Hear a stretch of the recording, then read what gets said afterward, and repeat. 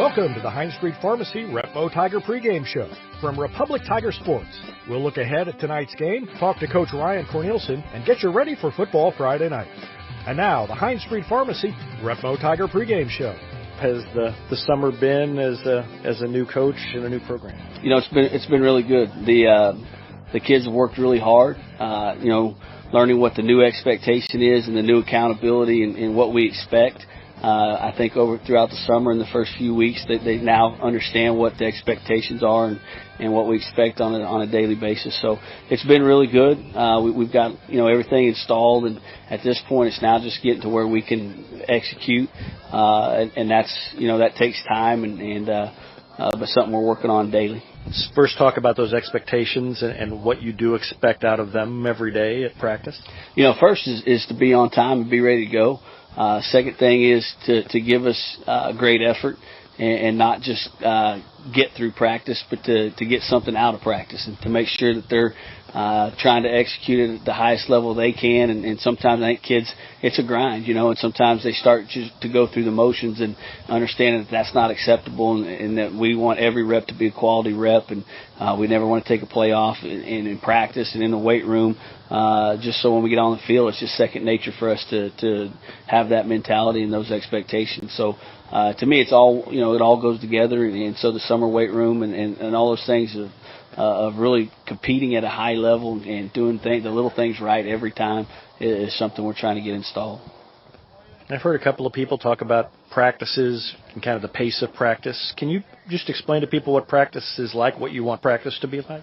Yeah, we do everything off a clock, and we want to transition from one thing to the next in a pretty fast pace. We feel like that the main part of that, the pace and being the speed is it's naturally built in conditioning. We don't have to line up and run sprints or anything if we're moving practice at a fast pace and everybody's bouncing around. And so I feel like you get better effort that way, and you're almost getting them in shape without them knowing it. And so it's just something we want to make sure our practices are smooth and snapping through drills and onto the next one. And so I feel like it's gotten better. When we started, it was so different for them, and so now they've kind of gotten used to it, and so our practices go a little bit smoother. Let's start with the offense. We've kind of got two styles of offense, which is our offense. And it's not. We've got two different quarterbacks running it right now, but it's always part of our offense. There's years it's one quarterback does both. It's years that two different quarterbacks do it. So it's nothing new to me. It's probably new to them and to the program, but it's just how I've always done it. So you'll see some guys that we'll be in some guns, some will be under some, and try to balance out both of them. But it's hard to say at this point, who's going to shine, and the fact that our offense is designed on we're going to run and we're going to throw what they give us, and so to know who's going to stand out week one, you really don't know. Each week you're going to run what they give you, and so each week that could be a different player. So in our system, the biggest key is they have to be unselfish, because one week it might be their number that's there, and the next week it's not. Defensively, it's quite a different system than what they've ran in the past, and so it took the kids a while to understand that the fits are a lot faster. Things happen a lot quicker. We try to bring more pressure. It's less of a slow bend but don't break style of defense, and it's a lot more attack mentality. And with that comes mistakes at the start of the season, and they got to learn what that feels like, and what when you're going full tilt to the backfield, how to make a play. You might make it there, but can you make the play? So we're excited to get the opportunity to play some games and let those kids start to feel what that's going to be like when they're going as fast as we ask them to play, and then go ahead and make the tackle. So that's hard to simulate in practice. It's hard to simulate in the scrimmage. It's just it is what it is. It's a style that I've played for a while now, and kids like playing it. Once they get used to what it feels like, it's fun. It's less. Like I said, it's less taking on blocks, and it's more trying to dictate what they can do. And so I think the kids are excited about it. Now we just got to go execute it. Not only can Hines Street Pharmacy deliver prescriptions right to your door and often save you money compared to what you're paying at big box pharmacies, their drive-up window can help you avoid long lines on your way home from work, and now they're offering curbside flu shots. Hines Street Pharmacy. Experience the hometown difference.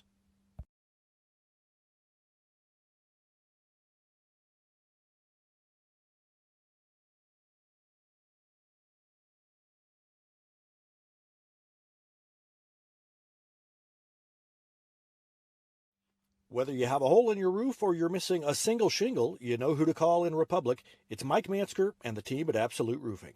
Give them a call at 869-0444 or find them online at absoluteroofers.com.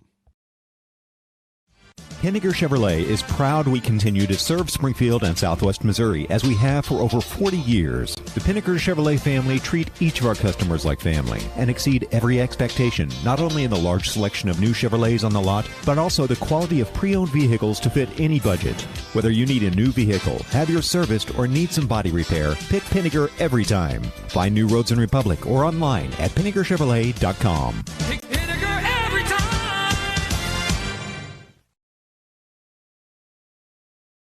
Teamwear Solutions is not only your source for official Tiger apparel, but they're also a partner for your group's fundraising needs. Business apparel, bleacher apparel, and on-field apparel. They've got you covered. Find them online at teamwearsolutions.com.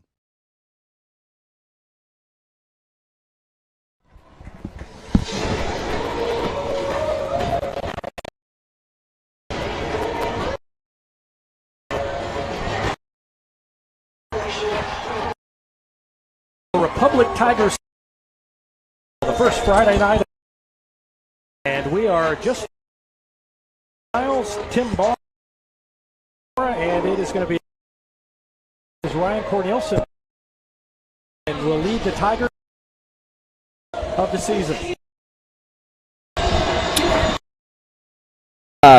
With the new coach, everybody is definitely eager but when a brand new coach, top to bottom, both sides, and then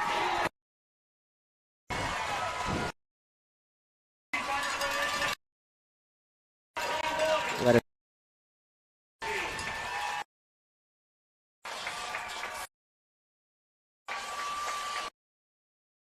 Like the from the after, and that's always time. But you know, staff, everybody in the community is just, you know, this new Tigers, due to the fact that on both sides of the ball, new look. The excitement and there, these kids. Oh yeah, the week. Hey, it's been in just a different type of mood.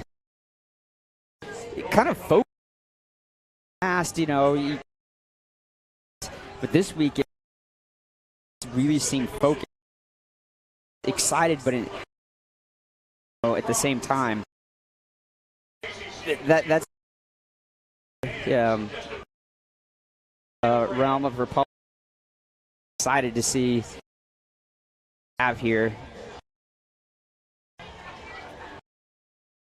We're live. There's always the side, and there's always hooking here and remembering how we did. We're online, and I hope you are. Heading Kristen Hart, Jarrett Whitworth are the four there for the and this is two teams coaches. So as you winnable game, Neosho's one of them plays and got a new coach. And schedule, and you think, well, show in game, it's going to be public, and then they're going to the winnable games, but they've got a more of a different system going from just sort of and pound it to a type offense. To see what they do. Weird to show uniforms into space and speed. It'll be along those. Going back to about you've got a match, two new coaches, and to it's the former offensive coordinator from, and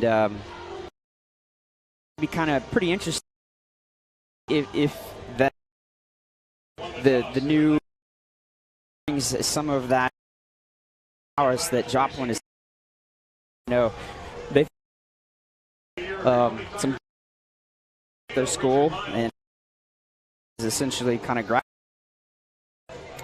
but I was just wondering, if the name Joplin has had for the Neosho, but definitely in the new alluded to in different.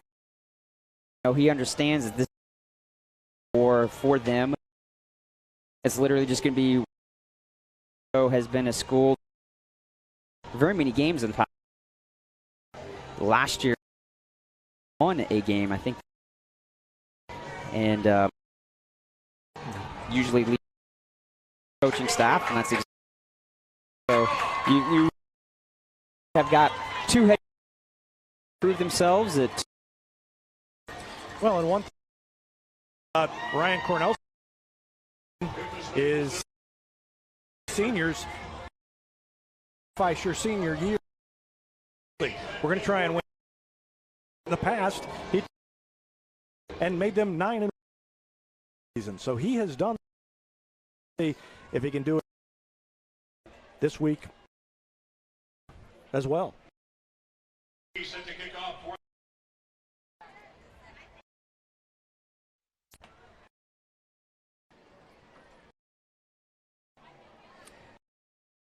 We'll get the ball first. What happened with the coin toss? Neosho won, and the Republic gets the ball, and they've got there deep on the near Buford.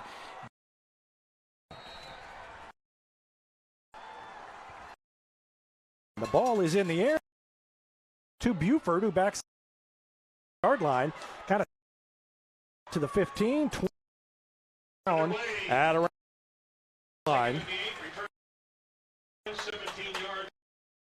And that's where the Tigers, and this is on the pregame show, talking about the fact that different looks from series to series defense is giving them. You said you expected the attack week one. Just looking about, just defensive side that Neosho that they would pretty early game to the outside, take it around the corner. Meads knocked up near the 35. Yeah, that was offensive line did a great job. Sustain their blocks and job kind of just bouncing it out. It's like he down on the very first.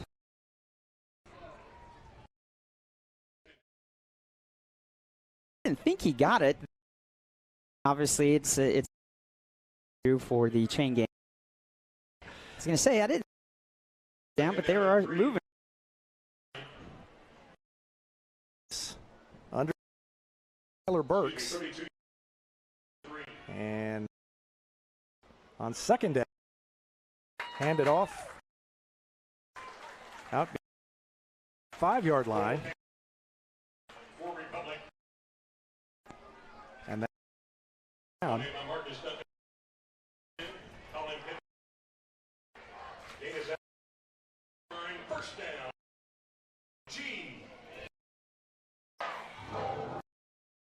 Cannon Kroll on the carry. Reggie slipped down. And a big right side of the line. Take up about 6 yards. Yeah, in like we talked about,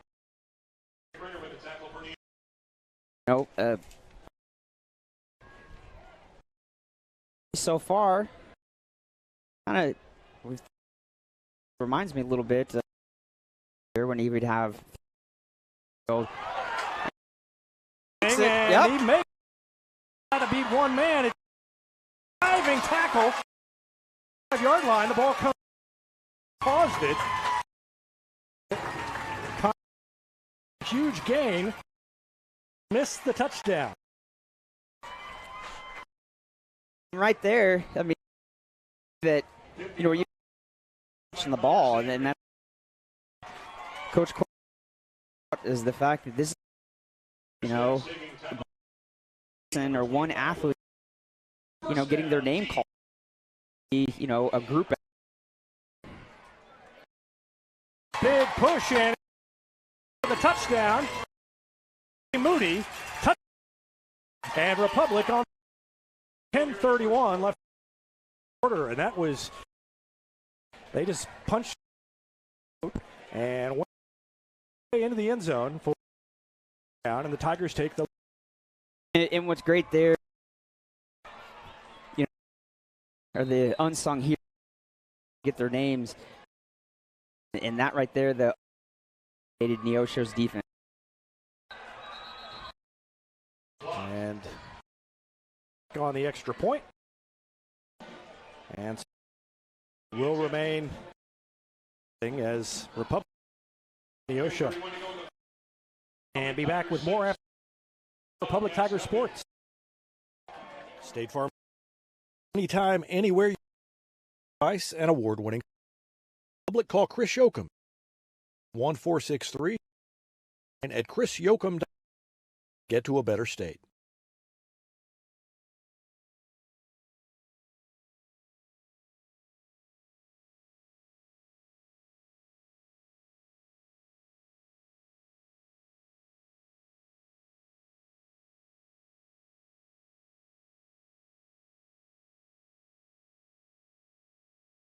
Gas Propane is located and offers acceptance when you need it most.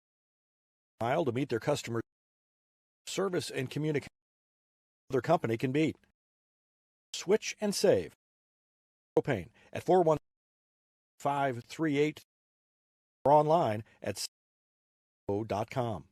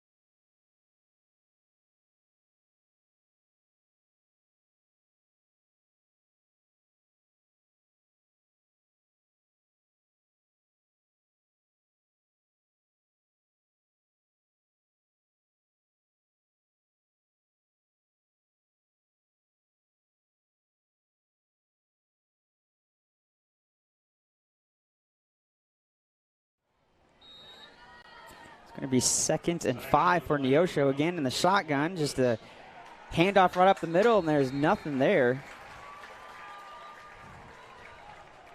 Like that was a tackle by Jarrett Whitworth, number 44 for Republic. Good linebacker move coming up.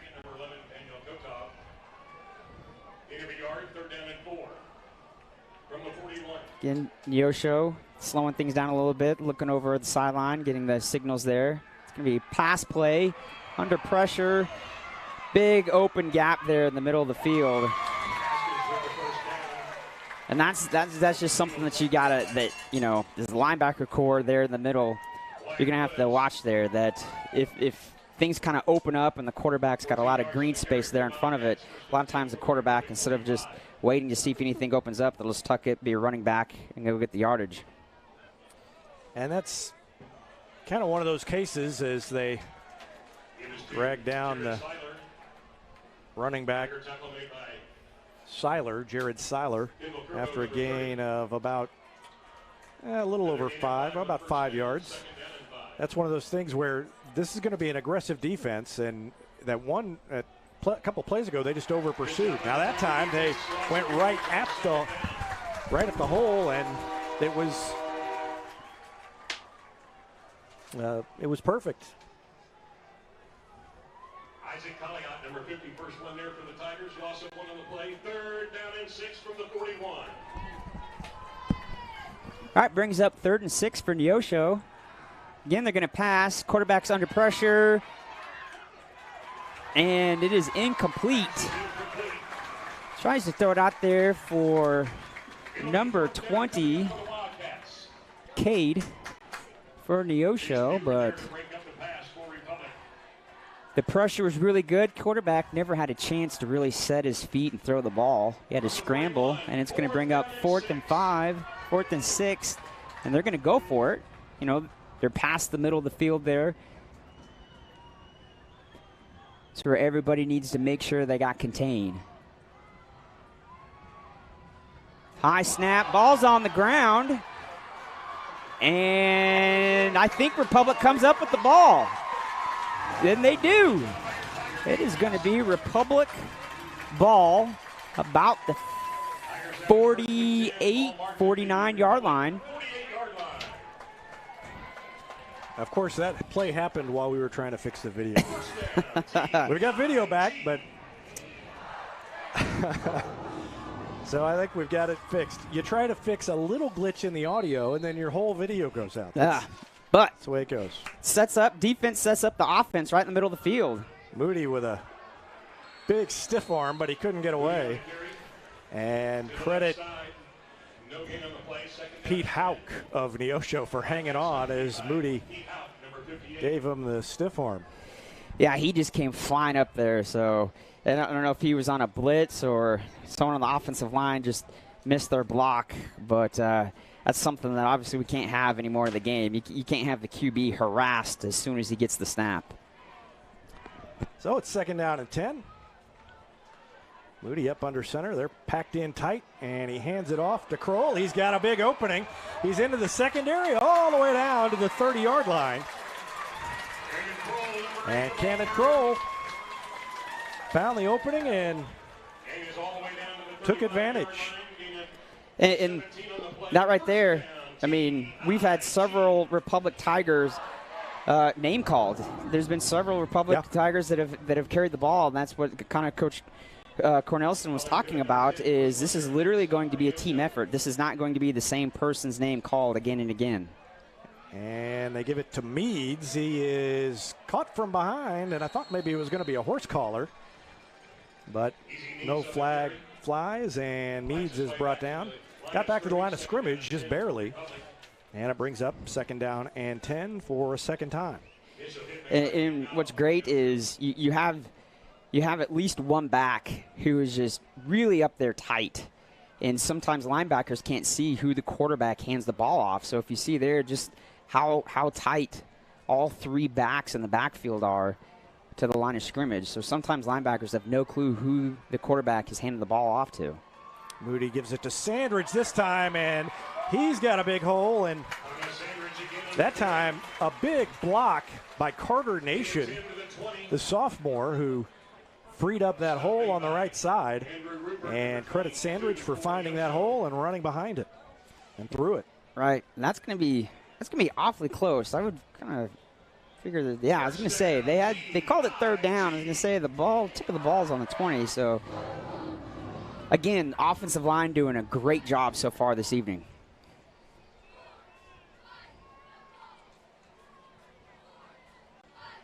Moody turns, fakes the handoff, keeps it, and again, a big hole all the way down inside the 15, down to about the 11, and it's going to be second down and short. Second down, about 1.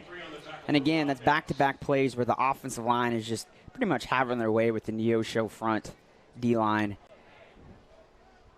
And it's so hard as a linebacker. When you're a linebacker and you've got your defensive lineman that's in front of you being shoved in your own face, that makes it so much harder for those guys to make the tackles also. This time they give it to Meads, and he hurdles all the way down to the 1 yard line. So close. And what I love right now is every single back who has gotten the ball so far early in this first quarter is none of them is afraid of contact. Every single one of them is literally lowering their head and pretty much giving the contact to the Neosho defender that decides to come up and try to make it. And that better look at the action, sponsored by Vision Health Eye Center. Vision Health, dedicated to helping you get a better look at everything. Find them online at visionhealtheyecenter.com. Penalty flag and illegal motion. Illegal shift from the Tigers. Moving back to the 6 yard line. First down and goal from the 6.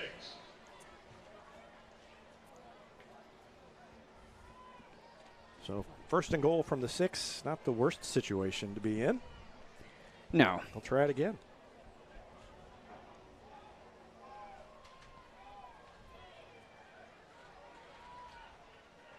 And the Tigers, of course, in the red zone, and that means another State Farm Red Zone report. Thanks to sponsor Sarah Rader at State Farm Insurance. They are 1 for 1 in the red zone so far, and this time they hand it off and into the end zone. Barreling in is Connor Sandridge. He's in for the second time. 2 touchdowns. No, it was Moody who got in. It was Sandridge was stopped short the earlier time. So first touchdown for Sandridge of the season. And the second touchdown for the Tigers. And with 5:41 remaining in the first quarter, Republic on top. 12-0. And they'll go for the 2-point conversion, having had their kick blocked earlier. So Moody lines up under center. And he gives it on the inside handoff and nowhere to go. He gave it to Kroll, and he was hit immediately and dropped. So 5:41 left to go in the first quarter. Tigers on top 12-0. And we're going to take a break and be back with more after this on Republic Tiger Sports. Destiny Church is a proud sponsor of Republic Tiger Sports, and they would love to have you join them in person at 526 East Harrison behind McAllister's, Sunday at 10 a.m. There's also a Wednesday youth service for grades 6 to 12. Doors open at 6. Service begins at 6:30. You can find them on Instagram or Facebook or on the web at destinychurch.me.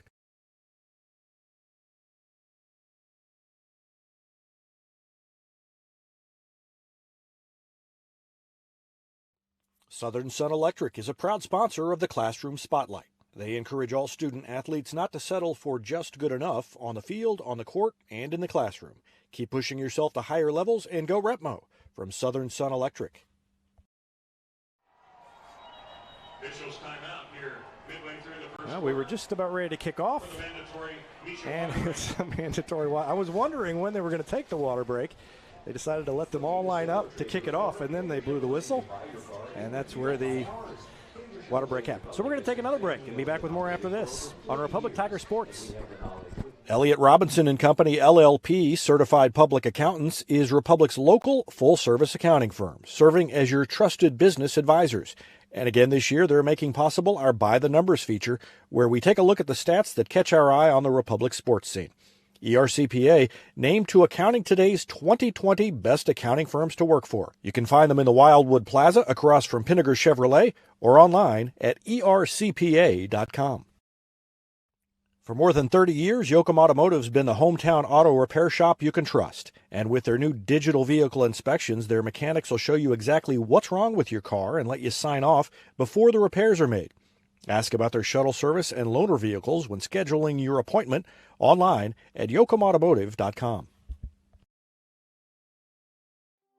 From short stacks to family memories, from cuddly companions to outdoor adventures, the Bank of Missouri is here for all of life's moments. As a local community bank, we work closely with our customers to understand their priorities and the changes that affect their finances.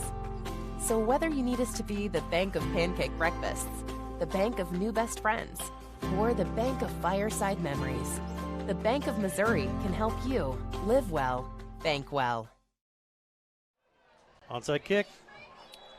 Onside kick, and it is recovered by Neosho as we return to action here in the first quarter. So Neosho will have a short field, but Brad Cornelsen being aggressive there as he lines up and tries to get the ball back and really put Neosho in a hole. Republic on top 12-0. I know it's early in the game, but so far, just the attitude that I see out there is so much different from last year. The kids are just getting after it. Well, and you know, he talked about, and there's a throw that is past everybody. So incomplete, it'll bring up second down and 10.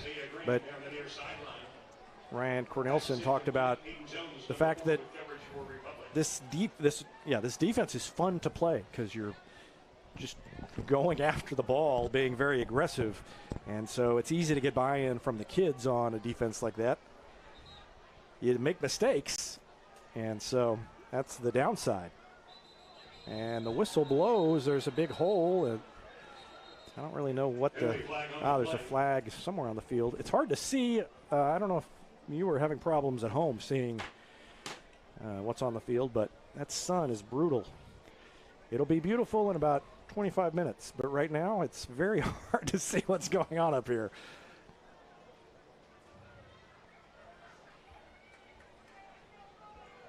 Well, they put the ball back right where it was, so I don't know whether that was, maybe it was a sideline warning. That's my prediction. How about you, Rich? Oh. Yeah, yeah, sure. It's a do-over. Yeah. So out of the shotgun. They hand it off and nowhere to go. The defense comes up and makes the stop. Daniel Kotoff was in there. And I think he made the initial hit. From the Wildcats 47-yard line, it's 3rd down and 10. So 3rd and 10 for Neosho. Last time it was 3rd and long. Neosho went for the pass, but the QB got pressured and he ended up running for it. Oh, we got another flag on the. Kotoff made the stop again. And that's going to be against Neosho, and that may be something that Republic declines. Yeah, I would think that they would decline it. Yeah, they are declining it. So last time when Neosho had 4th down, they went for it, but they were on the other side of the field, so this time they're going to have to punt. Dakota Lillard, Andrew Burgess, and Cody Norman check in. And it looks like Wyatt Woods is back to return the punt for Republic. But I don't think Coach liked what he saw because he came sprinting up to the referee right before they were going to give the sign to start the play. So obviously someone's getting a talking to so I think we were going to have 12 people out there, and I think the coaching staff realized that there was too many guys out there. So obviously it's always good to, you don't always want to burn a timeout when you don't have to, but sometimes, you need to, especially when that could have, Ended up being a penalty against Republic when you've got the opposing team punting the ball. Yeah, that could have been, at that part of the field, a 5-yard penalty probably puts them in position where they're going to go for it, and so that may be a big difference maker if they take the penalty. So now 4th and 9, and they will punt it away. Just under 5 minutes left to go in the first quarter.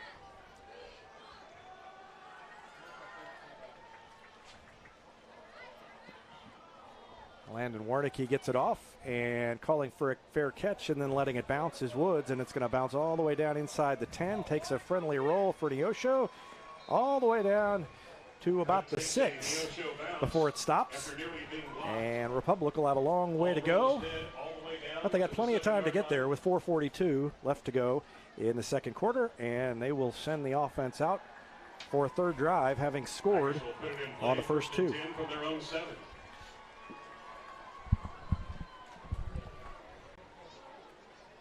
This is the part of the field where the offense can't have any, hiccups or any mental mistakes here. This is the part of the field where, the last thing you want to do is fumble the ball and just turn the ball over and give the opponent a short field. And Cody Sandridge gets the ball first. You just saw our first game changer stat of the year. And he's got 3 carries for 71 yards before that one. So pretty good average for Connor Sandridge. And he gets 5 on that one to start the drive. And it's 2nd and 5.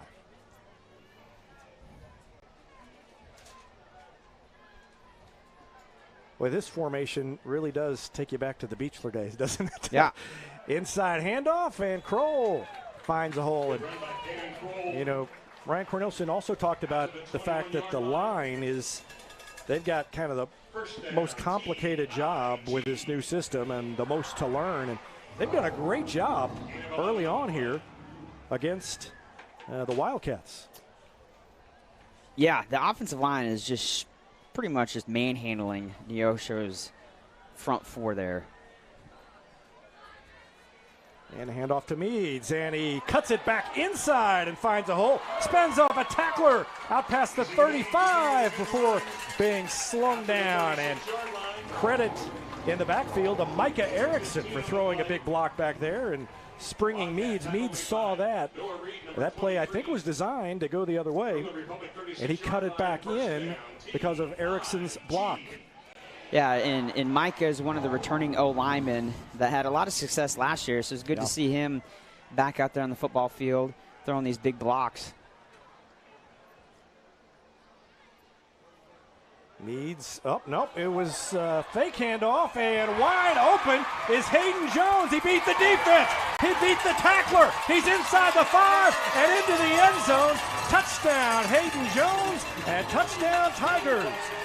And Republic takes there's a a flag. Lead, but there's a flag in the backfield. Flag in the backfield. Dang. And that right there, obviously, that's being called back, but this is where you've seen in the past where coaches that are very much run heavy, and you kind of lull the defense to sleep because they just keep seeing run, and they kind of start creeping up a little bit. And when the offensive coordinator kind of sees the defense kind of, quote-unquote cheating up a little bit because they think it's going to be a run play because they've seen, double-digit run plays already, that's when you throw in, a pass play right there. And it's just one of those where everybody's got to do their assignment there, because one mess up, referee sees it. A lot of times they say there's probably a holding call that could be thrown on every single play, and just that time the ref saw it. So it's 1st and 22, and Moody's going to keep it, take it out past the 30. Gain of about 5. Maybe the most impressive thing about this offense has been not the big plays, but their bad plays are picking up 4 or 5 yards. They're just grinding it out, and it's been impressive to watch. Down to about 3 minutes left to go in the first half. You're exactly right. Last year there was a lot of inconsistencies on the offense. We would have one or two just great plays, but then you'd turn around and just have a horrible play. And so far this evening, like you just said, even the ones that aren't the best, we're still getting 2 to 3 yards. Gunnar Ellison is out wide to the right, and they're going to pitch it to Meads. He's got Ellison out there trying to throw a block, and he spins away from a tackler and picks up yardage that wasn't there and ends up with a first. Nope, he doesn't get the first down. Forgot how far they had to go. I saw the stick and forgot there was another stick past it. But still, third down and about 7 left now, 8. But that's just another example here of what I've seen so far this first quarter is whoever has the ball is refusing to go down on first contact. They are literally grinding their feet or in that instance spinning to get that extra yard. And there's a flag as Neosho, I think, came across. Yeah, number 22 for Neosho. I think he was anticipating the snap. And this time on that formation, it was James Rexroth who was lined out wide to the left, and now he will switch places over here and come off. And Ellison will check back in.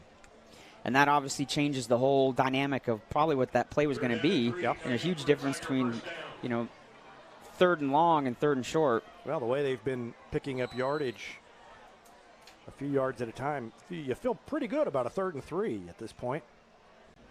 And Sandridge, I jinxed it. I still may get it. No, he's close. It's going to be close. Close enough they're going to go for it, I would assume.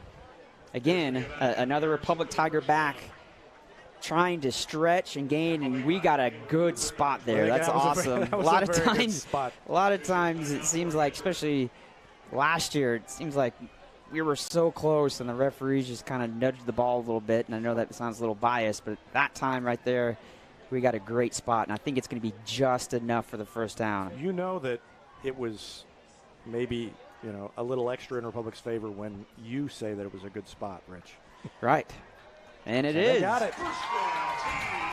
Well, second effort, third effort, and they picked up the first down. And that's what I like to see so far. This is definitely different from last year. This year where you've got every single person is literally trying to fight for that extra little bit. Yep. And that right there, that just little bit that he gave was the difference between 4th and short and 1st and 10. Ellison gets some last-minute instructions from Cornelsen. And he'll split out wide to the left. So this run game has been successful, and they haven't really had to switch up the formation. And this time Moody fakes the handoff, keeps it, and just drags a couple of guys. First he knocks somebody over, and then he dragged them, but now another penalty flag.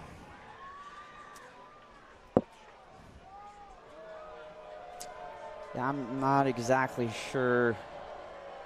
Oh, the student section is not very happy. Illegal formation. Coach Cornelsen wants an explanation, too. I didn't see anything that would have warranted a flag.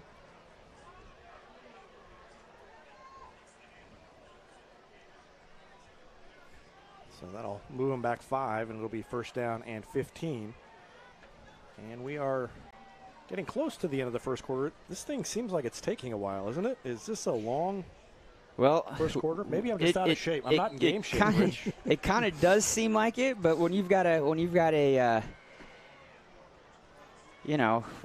not really too fast. Oh, dang it! Oh, good heads up. No, they didn't. They pick it up. The ball is still loose, and then they blow. I think the ball was live, and they blew the whistle. Dean Markham picked it up and was going to run with it. He didn't get very far, but it kind of poofed up out of Avery Moody's hands. Sandridge, I thought, had jumped on it, and it squirted loose. And I think I could be wrong, but I think so far that's kind of the first what I call game one kind of mess up that we've seen so far. Usually game one, everybody kind of has those kind of oops or mental mistakes. I haven't seen that too much really from either team, Republic or Neosho. White Hat's going to come over and talk to Coach again. I don't know if he's still wanting an explanation from the flag that was thrown earlier, but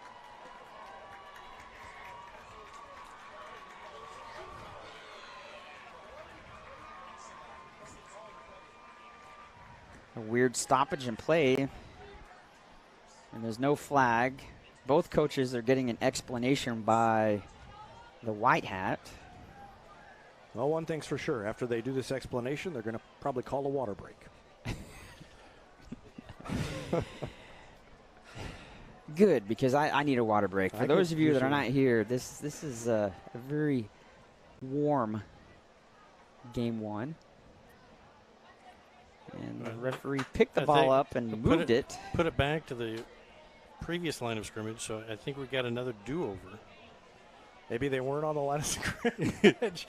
I don't know what that is. So it's still first down. So yeah, apparently so. So yep. That was a my bad. No play apparently, according to Ken Knierim. And a direct snap, and going around the outside, up the sideline, and that is going to be a big run for Wyatt Woods. Down inside the 10. He goes all the way. Wyatt Woods for the touchdown. And Republic on top, 18-0. There is a yellow flag. No. There's a penalty about the 48-yard line over there towards Neosho. I sort of had a feeling from your body language there was a flag, but I was going to complete the call anyway. Yeah, I would. Yeah. I saw it come out, and I was kind of hoping that maybe it just fell out of the referee's pocket because it wasn't thrown. Usually, you know, they kind of throw it. This one just kind of fell. So we're going to go back. It's 2 TDs called back by penalty. Yeah, exactly. So if we end up scoring on this drive, this drive will be like a 300-yard drive. Back to the Republic 39-yard line. That's a big penalty. Did we ever? What was the penalty? It was holding, okay. Yeah. But it was downfield, so it only was a 2-yard penalty. Okay, all right. They were further back than. This is confusing, guys. There goes the defense. And so we're going to go forward. I'm going to go get a hot dog, guys.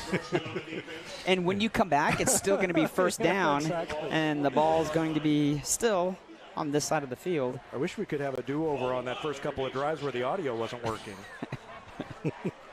First down and 12. So back to 1st and 12. I told you this quarter was taking a long time. It is now. 21 seconds left.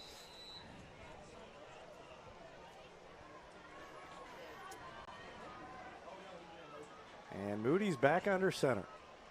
In motion goes Sandridge. He fakes the handoff to Sandridge. And a little bootleg back to the other side. Takes it over to the sideline. Gets knocked out of bounds. Got a yard beyond the original line of scrimmage. And so it's 2nd down and 9. 2nd down and 9. First quarter will come to an end, and our score, your Republic Tigers 12. So the end of the first quarter. And Republic on top 12-0 and driving. We're going to take a break and be back with the second quarter after this on Republic Tiger Sports. It's easier than ever to get your Rocco's Pizza fix. Place your order on their website at roccositaliankitchen.net or call them with one tap inside the Republic Tiger Sports mobile app. And don't forget dessert because Rocco's is serving homemade ice cream prepared right on site. Rocco's Italian Kitchen. Pizza, pasta, perfection.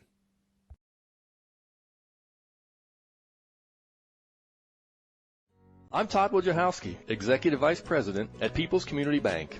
Our mission is to put our communities first, and that's true right here in Republic. Whether it's supporting Republic schools or volunteering for one of the nonprofits doing good work in our hometown, all of us at People's Community Bank are committed to making Republic a better place to live. I hope you'll stop in soon and say hi.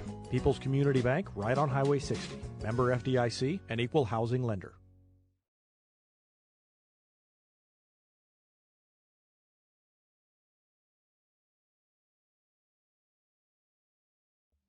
Any day's a great day to send flowers. Heaven Sent Flowers and Gifts has been your local florist in Republic since 1987, offering free local delivery. Call them at 732-1334 or go online to heavenssentflowers.com.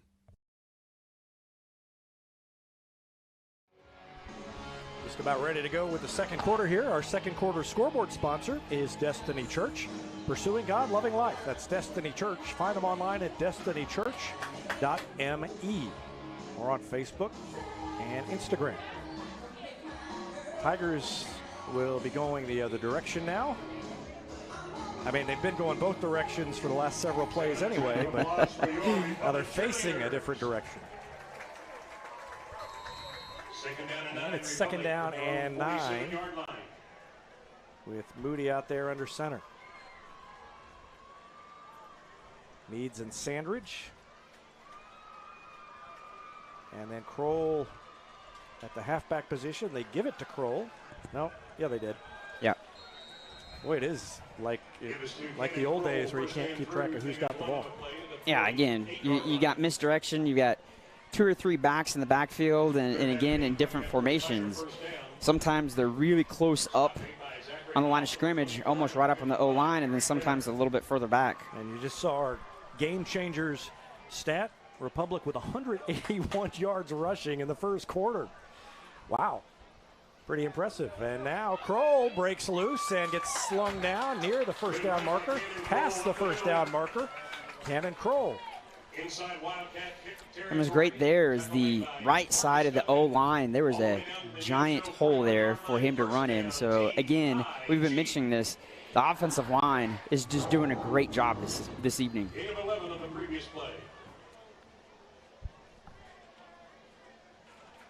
So the clock ticking with 11:13 left to go here in the second quarter.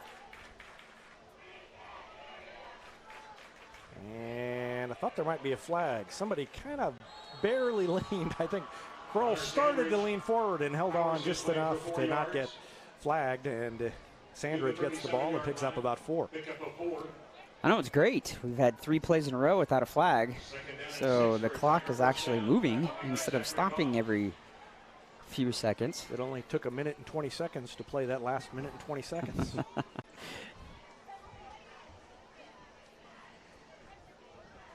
And the sun is almost down, and we can see it's a great night. Back up to the line of scrimmage they go. The offensive line has been fantastic. They give it to Meads. He cuts it back in. And he jukes away from a man, then back inside. He's still on his feet, down inside the 25 to about the 22-yard line. What a run by Easy Meads.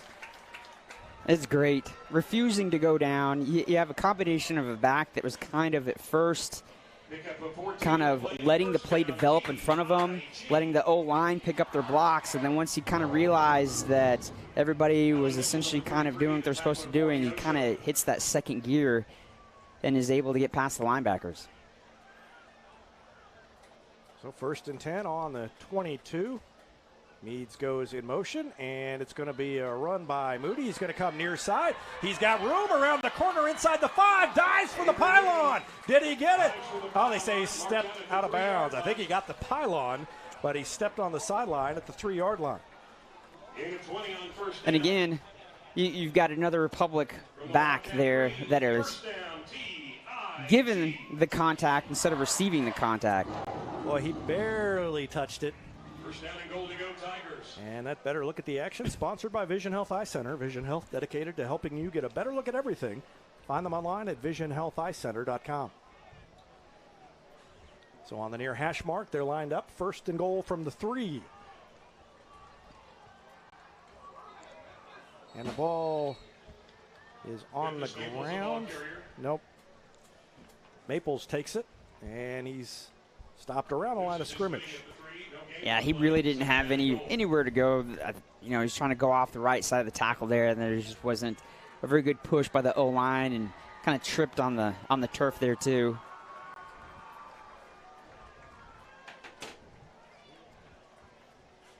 So it's 2nd and 3.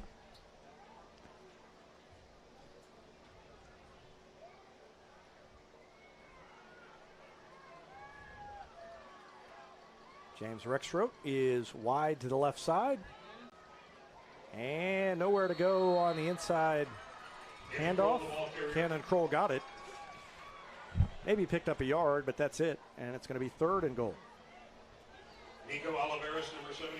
We've had a lot of success running off tackle so far early in this first half of the game. Wouldn't surprise me if they try to bounce it a little bit wider now. Tried 2 plays here where they're kind of going inside. See if maybe you get a QB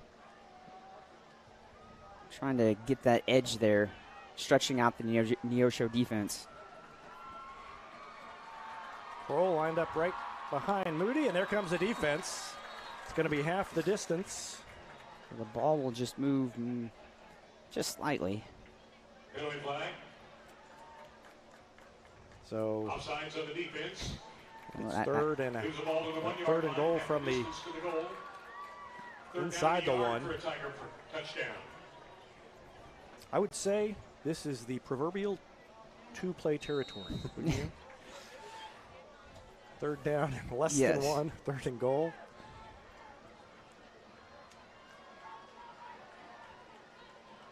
Moody with a quick handoff and into the end zone. Another touchdown for the Tigers. That was Kroll. And he almost kind of snuck it to him. 8:05 to go here in the first half.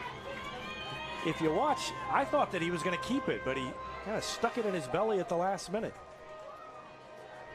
And Kroll takes it in. And that is another touchdown, and it's 18-0 Republic. And Marco Don Juan out there to attempt the extra point. Kick is up, and it is good. And with 8:05 left to go in the first half, Republic is on top now, 19-0. So Neosho will try to get something going on offense when we come back. We're going to take a break and be back with more after this on Republic Tiger Sports. Destiny Church is a proud sponsor of Republic Tiger Sports, and they would love to have you join them in person at 526 East Harrison behind McAllister's, Sunday at 9 a.m. or 10:45. There's also a Wednesday youth service for grades 6 to 12. Doors open at 6. Service begins at 6:30. You can find them on Facebook and Instagram or online at destinychurch.me. Gold Medal Gyms is where Republic athletes build a foundation for future success. Whether it's gymnastics, cheerleading, or tumbling, young athletes learn skills that prepare them to take on virtually any sport they choose. Sign up for your free trial at their gorgeous facility at Highway 60 and Highway M. Gold Medal Gyms, raising the bar for Republic athletics.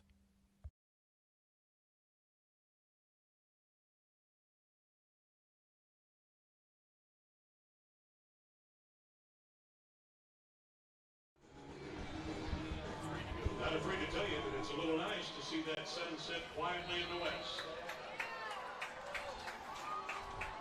Don Juan to kick for Republic. That last drive, 93 yards, 15 plays. It took 8 minutes and 37 seconds.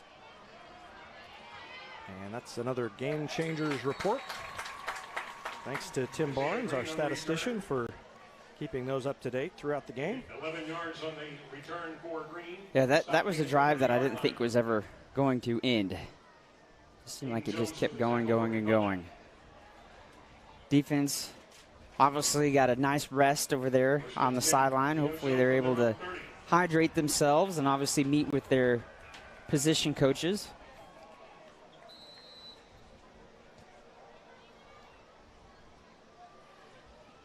So 1st and 10, they hand it off, and slipping one tackle, staying alive and picking up about 5 yards Keeper by quarterback. is the quarterback, Or running back Jared Simon. or rather running, Ken Knierim. 8 of 5 at the 35. Called him I followed Ken Knierim, and usually that's the right thing to do, but in that case it's running back Jared Seiler, not quarterback. Stop made by Daniel Kotov. And into the backfield again, the Tiger defense, and it's Jarrett Whitworth who brought him down. Yeah, Jarrett seems to be in the mix almost every single play. You see 44. Yeah. If he's not making the tackle, he's at least on the assist or giving the pressure. He is around the ball, and there he is making that tackle. And there was a defensive, didn't have the right personnel out there, and coach had to call a timeout. So that's going to be 2 timeouts that coach has had to use in not the most productive way, but sometimes whenever you don't have the right personnel, you've got the wrong numbers, you're kind of forced to do that. And whoever was or was not supposed to be out there is getting a talking to. You know, and we didn't really have time to talk about it in the pregame, but this is a team, Republic, that didn't play a jamboree. So there was a lot of talk that, well, you know, why aren't they playing a jamboree with a new coach? And Ryan Cornelsen said, basically, really, you only remember the jamboree if somebody gets hurt. Right. And, there was a season in his past that he had his best player injured and lost for the season, and just doesn't think there's nothing he can't accomplish with good practices that you know, happen in a jamboree, and so he opted out. And so it's different. I'm curious to see in future years if it's one of those situations where other coaches say, "Oh, we don't have to do a jamboree," because that's not necessarily the most popular thing among coaches. They look to throw, and they do. They complete it. But right there to make the hit is Wyatt Woods. Yeah, Wyatt Woods was there. He read it, too. He was running alongside the receiver. And Neosho going 4 and out, so great for the defense. Defense really hasn't been out on the field all that much. They've made Neosho go out very quickly, and like I said, that previous drive by the offense was out there forever, so the defense was able to hydrate and easily get a rest.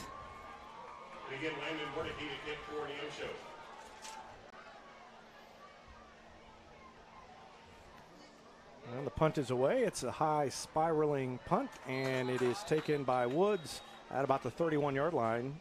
Probably didn't need to fair catch that one. But he did. Played it safe. No, he didn't, and that may be one of those situations where he called it pretty quickly, and sometimes when a fair catch is called quickly, sometimes that's already, you know, pre-decided by the coaches. The coaches sometimes, just because of, you know, different situations, they just go, whoever's going to return the ball for the punt, just be like, you know, we're going to fair catch, and we're going to concentrate on you making a clean catch instead of worrying about having to run. So a 19-0 lead, and Avery Moody is back out there under center. And he's going to keep it after the fake handoff, and he has a hole. He's into Neosho territory, and I think he's going to break it. One man's got an angle, but he's not going to catch Avery Moody. Touchdown Tigers, and no flags on the field. Another score. This time Avery Moody takes it to the end zone, and the Tigers on the board again. Wow. The previous drive is double-digit plays that ate up over 8 minutes of time, and this one is just the opposite. That was one play in just a handful of seconds.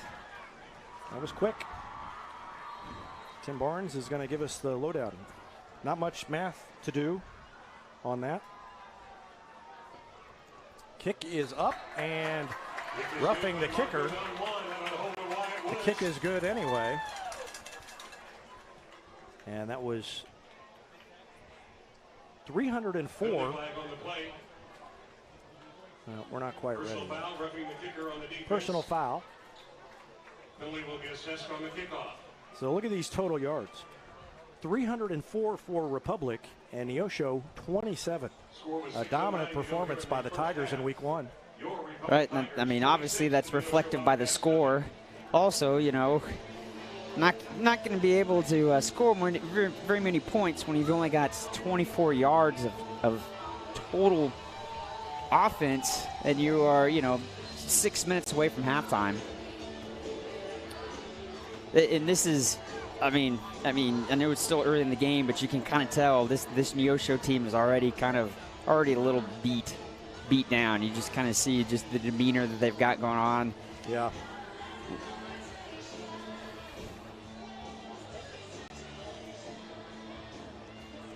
It's a Neosho team that's definitely in the rebuilding phase. They haven't won very many games in the past years. Yeah, but I mean, you could say the same thing of Republic. Right. Well, but when you go over. Yeah. Yeah. 15-yard Well, this has been impressive anyway, because I mean, this is the kind of team that a mediocre team beats, but they don't manhandle like this. But I mean, 300 yards to 27 yards, that's pretty impressive. And they're going to onside kick it again, and I think they might get it. 14 got it. He got it. The way that a couple of the Tigers slid in there behind him, I thought that it squirted it away from him. Jonah Reed just kind of did a little shortstop move there.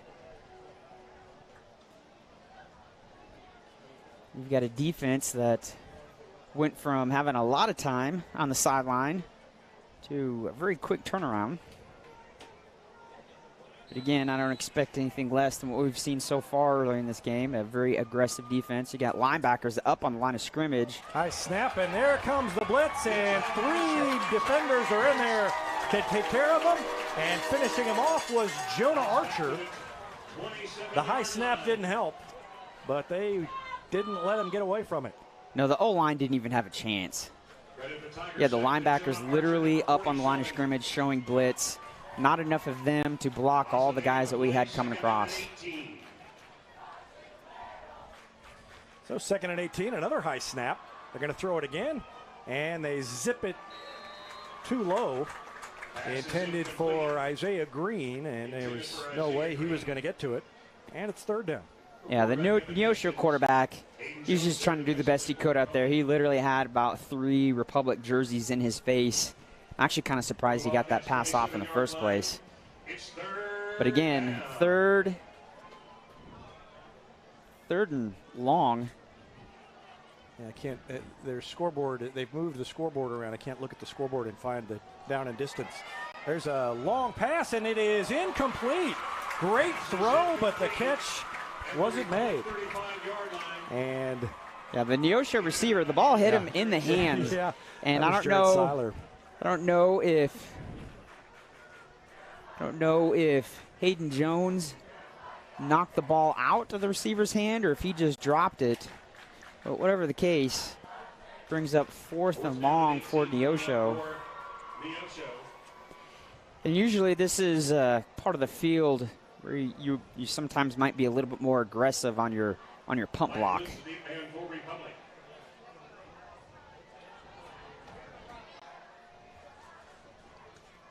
Well, they get it off, and Woods is going to fair catch it just short of midfield, about the 45. From their own 45.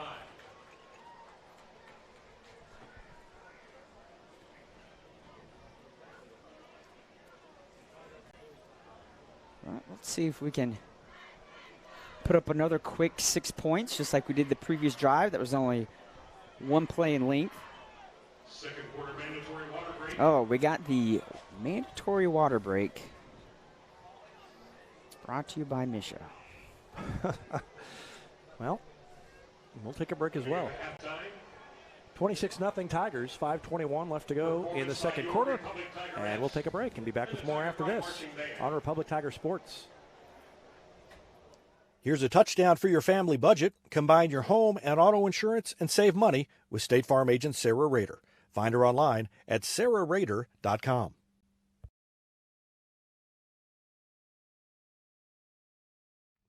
Vision Health Eye Center. Outstanding eye care, exceptional eyewear. From glasses, prescriptions, and contact lens fittings to emergency eye care, they help your family see, feel, and look better than they ever have before. Check them out online at visionhealtheyecenter.com.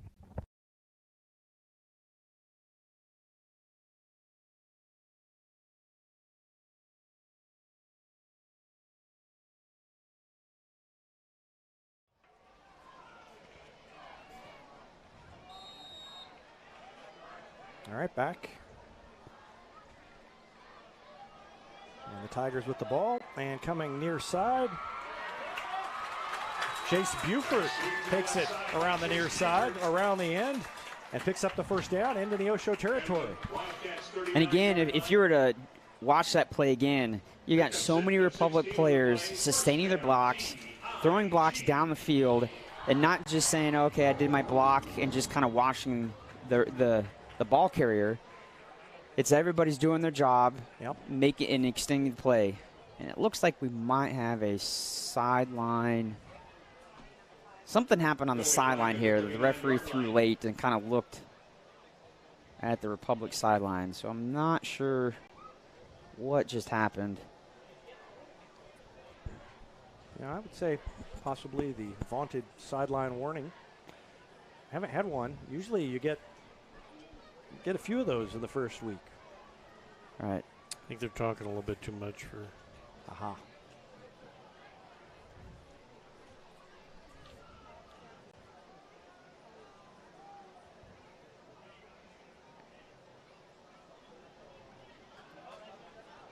Oh, wow. So it's 1st and 10. Personal foul on Neosho. Ejected. Oh. On the defense. Oh. Well, I missed that. Gotcha, yeah. That was something that happened way late. Ejection for Aiden Howell for the Wildcats. So, is that number 5 for Neosho? Yeah. He is done. Well, you do not see high school ejections very often. And usually when you do, it's something that's pretty blatant. You know, usually it's something that's really egregious. And, you know, I didn't see anything that was just so horrible that warranted being thrown out. Out of the shotgun, Woods gives it to Memphis Maples, who's out there now. And he takes it down inside the 20. So this is a different look. We talked about the different looks that they will show. Different looks with multiple people. I mean, think about the amount of names that we have said that has carried the ball so far this evening. Yeah. It's you know, the past handful of years we've been so, you know, kind of one or two people, the ones that really dominate who's getting the ball. I like it there. I like that you're spreading out. You're spreading out the effort, the work. No one's just getting hammered every single play. And they're going to throw it into the end zone. It is tipped. Great play by the Neosho defender. It was Isaiah Green who reached up and knocked it away as they tried to go for broke. Yeah, that pass you just had a little bit more air underneath it. Would have hit his receiver. Neosho defender, I didn't think he was going to be able to get it, but literally got a fingertip on it. They will knock it down at the last second. And again, this is the offense where you kind of lull the defense to sleep by doing run, and then surprise them with the pass play. And that time, they gave it to Kroll, and he is short of the first down, but close enough. And this didn't really matter how close they got. They're going to go for it probably at this spot on the field anyway. Yeah, especially, you know, when you're looking at the time too. We're approaching the 4-minute mark up until halftime. Hayden Jones checks in. Moody back at the quarterback position. He's got Kroll behind him and Jones, and there goes Sandridge in motion. Defense almost jumped. Did they jump? No, timeout. Timeout Republic. Well, third and final timeout of the half.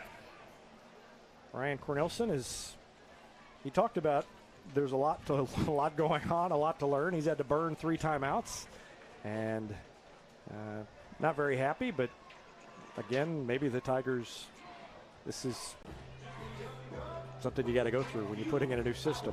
Right, and it's not, you know, when you're up like we are, you know, burning that last timeout isn't that big of a deal, you know, compared to, you know, if this was a crunch time or it was late in the game or the game was a lot closer than 26-0.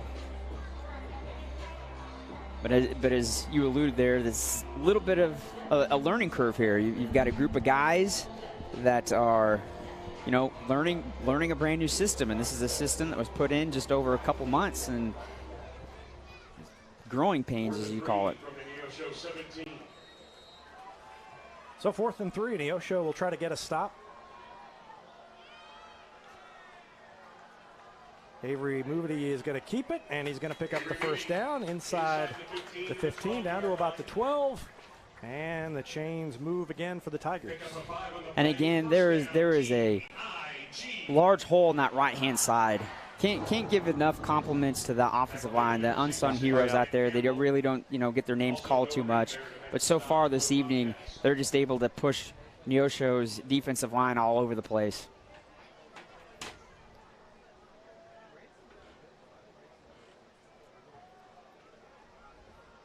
They give it to Meads. He comes around the outside and he bounces it. I think we got a hold. Yep. Holding is going to bring it back. I think it was Kroll who I don't think he meant to hold, but he kind of got a hold of an arm and they got tangled up, and down went the defender right at the edge where the official was looking. Oh. Holding on the offense. If it is on him, and I saw what you were talking about, because he flat-backed, just pancaked that Neosho player, that's awfully close.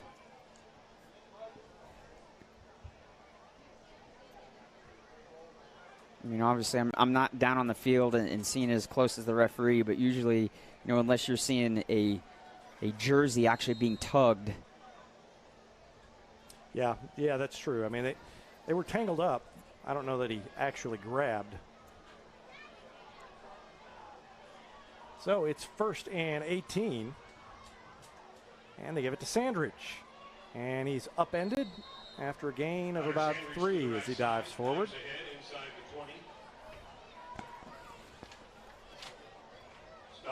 He's coming in. Micah Erickson, offensive lineman, coming in.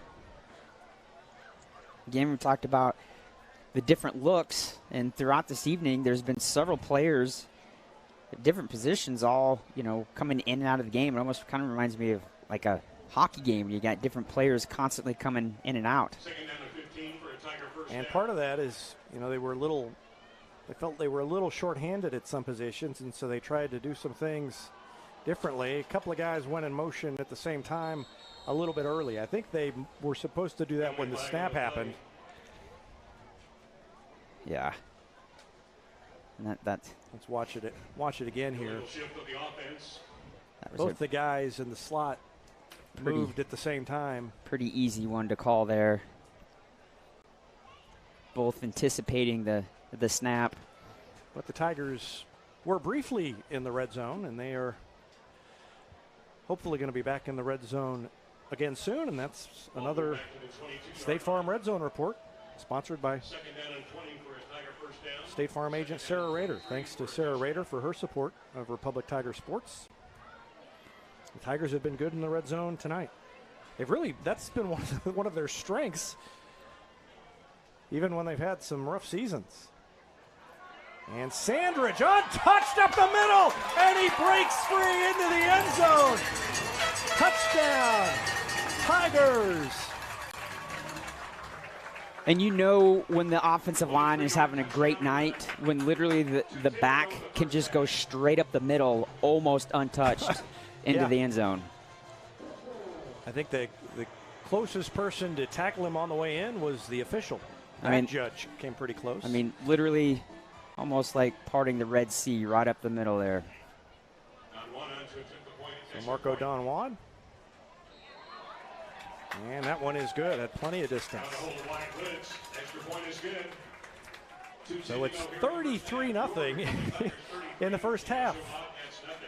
Well, there were some experts who did not think Republic would win a lot of games this year, and this is probably the most winnable game on the schedule, but I would say that the Tigers have served notice that they are not going to be rebuilding. During a break earlier, Tim Barnes pointed out that both these coaches are new, but there's one of the new coaches here kind of set expectations of this is going to be a rebuilding year. Right. And the other one didn't. And it really is showing. Oh, you're exactly right. Just looking at the different interviews, whether it was the Sports Zone or the Pigskin Classic or stuff like that. Pretty much it was Republic Tiger Sports. Or the Republic Tiger Sports, and it was just from the different ones. You're exactly right. Both coaches pretty much said, one, Neosho's coach was saying, you know, he was being pretty straightforward, saying this is a rebuilding year, where the Republic coach was saying, no, this is not a rebuilding year. I expect to come here and obviously set the expectation high and get some wins. And, you know, the thing is, and they collide as they try to catch the kickoff, and there's the coverage. Ball juggled by And I think the first person there. No, it can't be. I must have seen the wrong number. I looked at, thought it was 40. I don't think Marco Don Juan was the first one down there. Maybe. That'd be interesting, though. Kicker kicks it and makes the tackle. That's a pretty impressive stat. I just hope Kevin Hauk, the soccer coach, wasn't watching earlier when Neosho roughed Marco Don Juan as he was trying to kick the extra point. Probably his heart probably got up in his throat there if he was watching. Diving, is it a catch? Well, the one on our side motioned that he thought that it hit the ground. Yeah, the one who would have had the view. Right. He's coming in. I think he's going to wave it off. Yeah, the guy on this side. He motioned that he thought it hit the ground. Well, he's the one who had the angle. The guy who called it a catch was behind the receiver. So, yeah, they're going to wave it off. Incomplete. Pass is incomplete.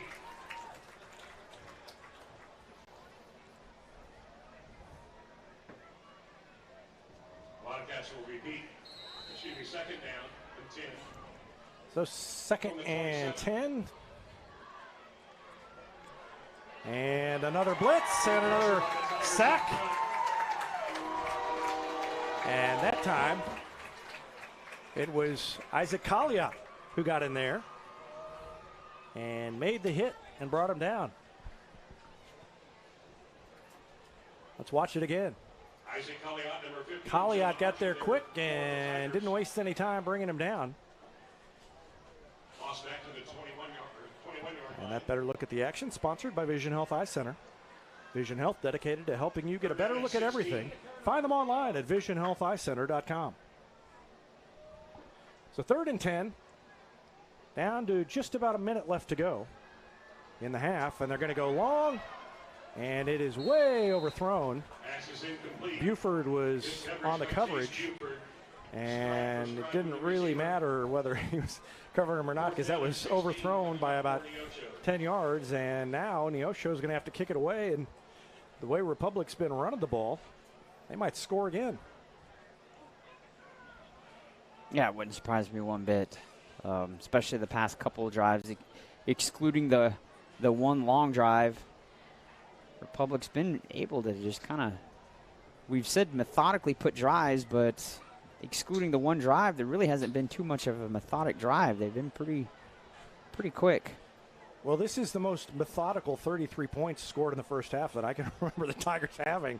I mean, there's been some excitement as the kick is taken on the run into Neosho territory, and Wyatt Woods took it. Well, he stepped out of bounds at around the 42. And there are 47 seconds left.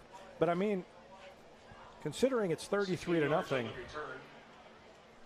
doesn't seem like, I mean, there's been a lot going on, but not for a 33-point first half.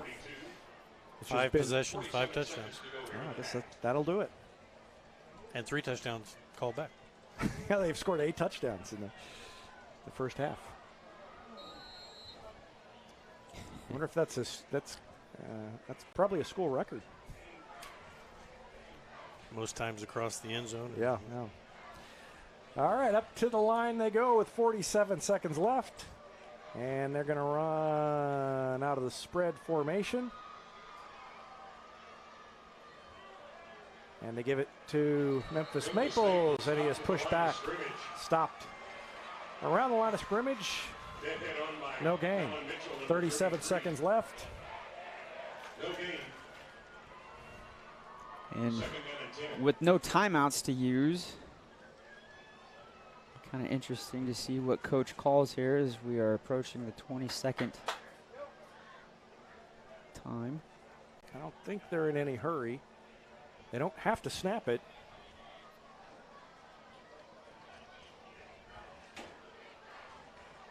And Woods at quarterback. is going to roll to his right and then throw it back. Throwback screen. And running room down inside the 25 as it is completed to Cody Norman. And that's exactly how the throwback screen needs to be done there.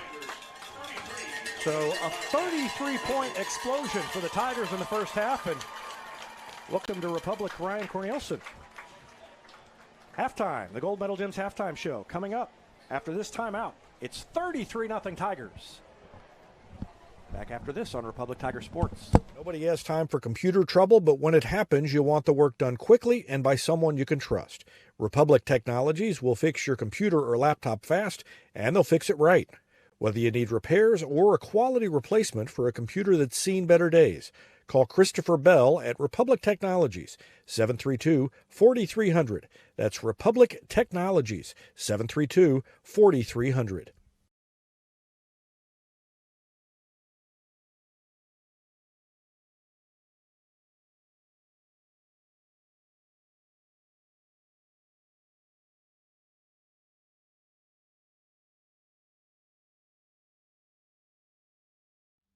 Not only can Hines Street Pharmacy deliver prescriptions right to your door and often save you money compared to what you're paying at big box pharmacies, their drive-up window can help you avoid long lines on your way home from work, and now they're offering curbside flu shots.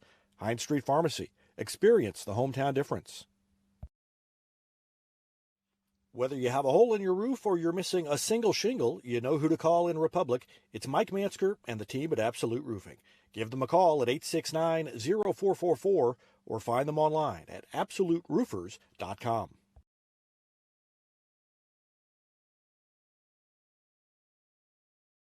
Henniger Chevrolet is proud we continue to serve Springfield and Southwest Missouri as we have for over 40 years. The Pinnaker Chevrolet family treat each of our customers like family and exceed every expectation, not only in the large selection of new Chevrolets on the lot, but also the quality of pre-owned vehicles to fit any budget. Whether you need a new vehicle, have yours serviced, or need some body repair, pick Pinnaker every time. Find new roads in Republic or online at PinnakerChevrolet.com. Pick Pinnaker every time!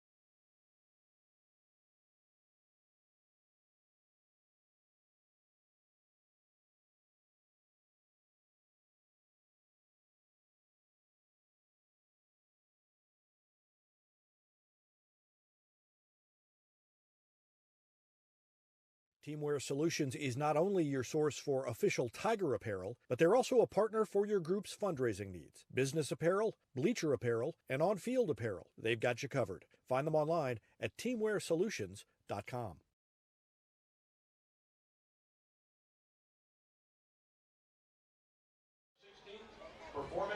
Back on the Gold Medal Gyms halftime show as the Tiger Pride Band gets set to perform, and another nice performance by the Tigerettes. I would like to show more. We show the Tigerettes. We can't really play their music because YouTube will shut down our live stream because it's copyright. So we have to kind of keep the sound down during the Tigerettes performance. But that was a good, speaking of performances, a good first half performance by the Tigers. Yes, it was. Really, Neosho really doesn't have an answer for either side of the ball. Our offense pretty much was able to do whatever we wanted. The defense was never really allowed Neosho to move the ball. I think, I could be wrong, but I think Neosho only got one first down so far. And that was, I think that was their opening drive, was the only drive that they were able to get a first down. And since then, our defense has just shut them down, put so much pressure on Neosho's quarterback. Neosho's quarterback has tried to throw the ball a couple times, and he's never been able to just kind of get back there and feel comfortable and set his feet, throw the ball. He's been having to throw the ball under pressure, and they've either been kind of short-handed passes or just thrown way over the intended receiver. So in special teams has been good.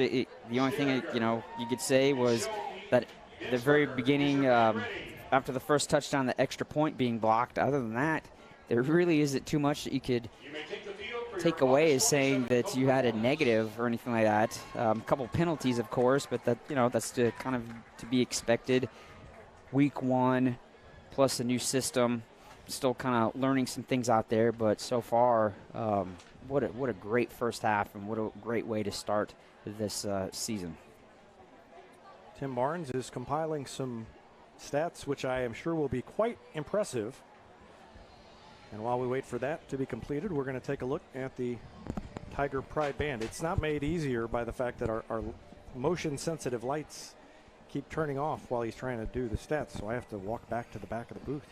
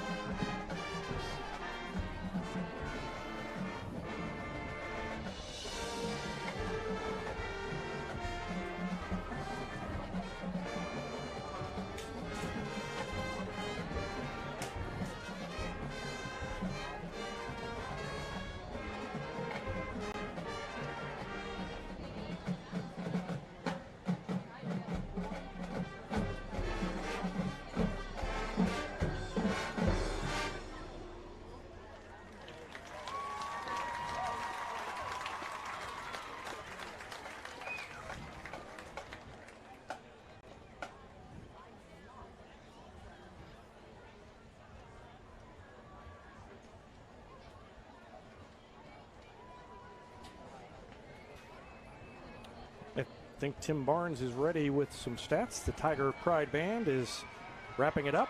Tim, what do you got for us? Well, Republic was led by Avery Moody with 9 carries, 121 yards, and 2 TDs. Connor Sandridge also had over 100 yards, 108 yards on 8 carries, 2 TDs. Cannon Kroll, 8 carries, 51 yards, and a TD. Ezekiel Mead, 6 carries, 54 yards. Wyatt Woods had the only completion. He was 1 out of 2 for 17 yards. Total yards for Republic, 472. My goodness. Total yards for Neosho, 23. Republic, 6 possessions, 5 touchdowns. The only reason they didn't score the other one is they ran out of time. Neosho, 5 possessions, 4 punts, and a loss on downs. That's pretty impressive.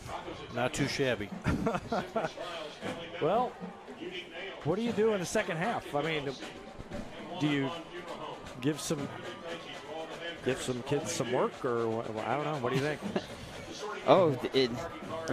In the third quarter coming out, you still do the same thing. Maybe in the fourth quarter, you might change things up a little bit, but coming out of the halftime, I doubt that you see very much change. The defense and the offense is going to do the same exact thing. You're going to have the same personnel out there. The question that really needs to be asked what you do is going to be on the Neosho side.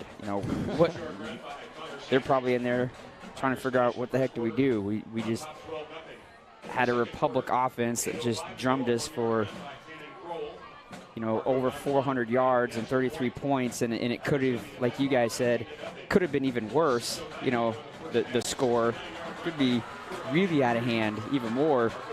And, I would assume that you do what you do to try to get that running clock to start the fourth quarter, and that's when you start kind of pulling players out. You're probably right. Let's listen to the drum line. Always a good halftime performance. Webb City 16, Joplin 13. Nixa 21, Branson 6. Carl Junction 22, Willard 6. And the Carthage Tigers 28, Ozark nothing. Well, I don't know if you heard those. We'll talk about those in a second here.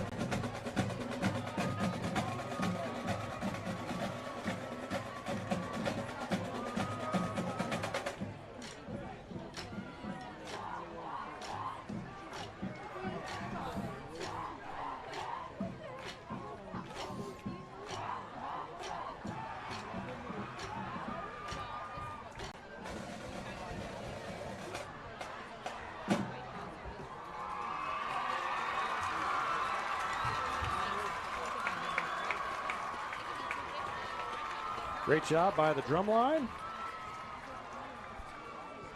Tiger Pride Marching Band drum line, another nice round of applause. The Tiger Pride Band, another good halftime performance. So the Tigerettes, the Tiger Pride Band, have entertained the fans for the first halftime of the year. Lots of corporate sponsors this year. And we're going to take another break on our Gold Medal Gyms halftime show and be back with more.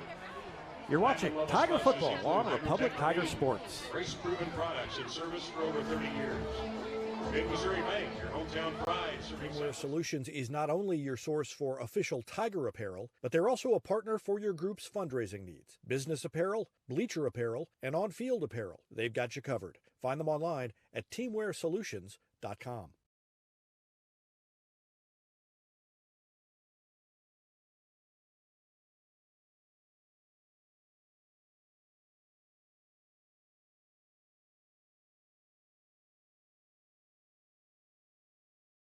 State Farm Insurance is there anytime, anywhere you need it with helpful advice and award-winning service. In Republic, call Chris Yoakum at 732-1463 or go online at chrisyoakum.com and get to a better state.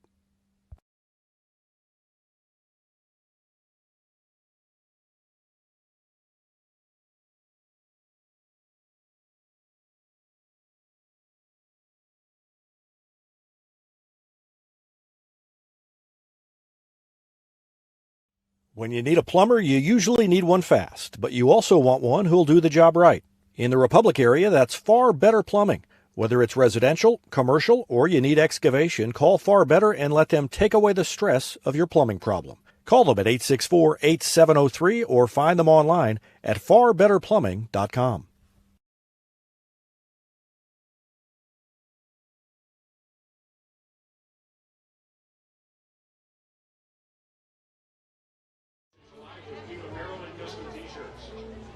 Well, it's been a good start. We mentioned scores earlier, and you want to talk about what's going on there?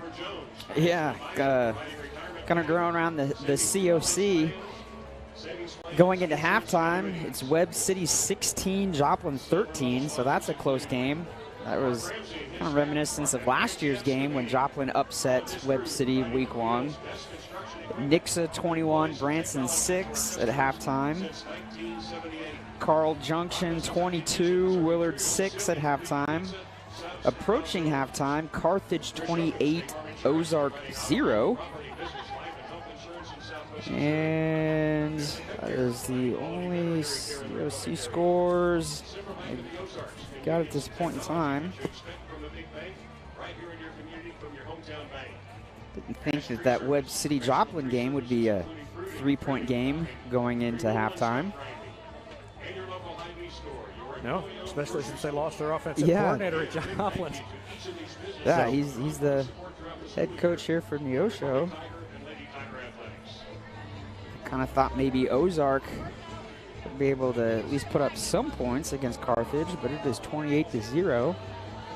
Yeah, I think Carthage, well, that Carthage Webb City game, of course, say it every year, but Carthage is tough. Oh yeah, but Webb City's Webb City. So that goes back. That goes back several years. The Carthage Webb City. One of those games that always brings up big crowd in Southwest Missouri.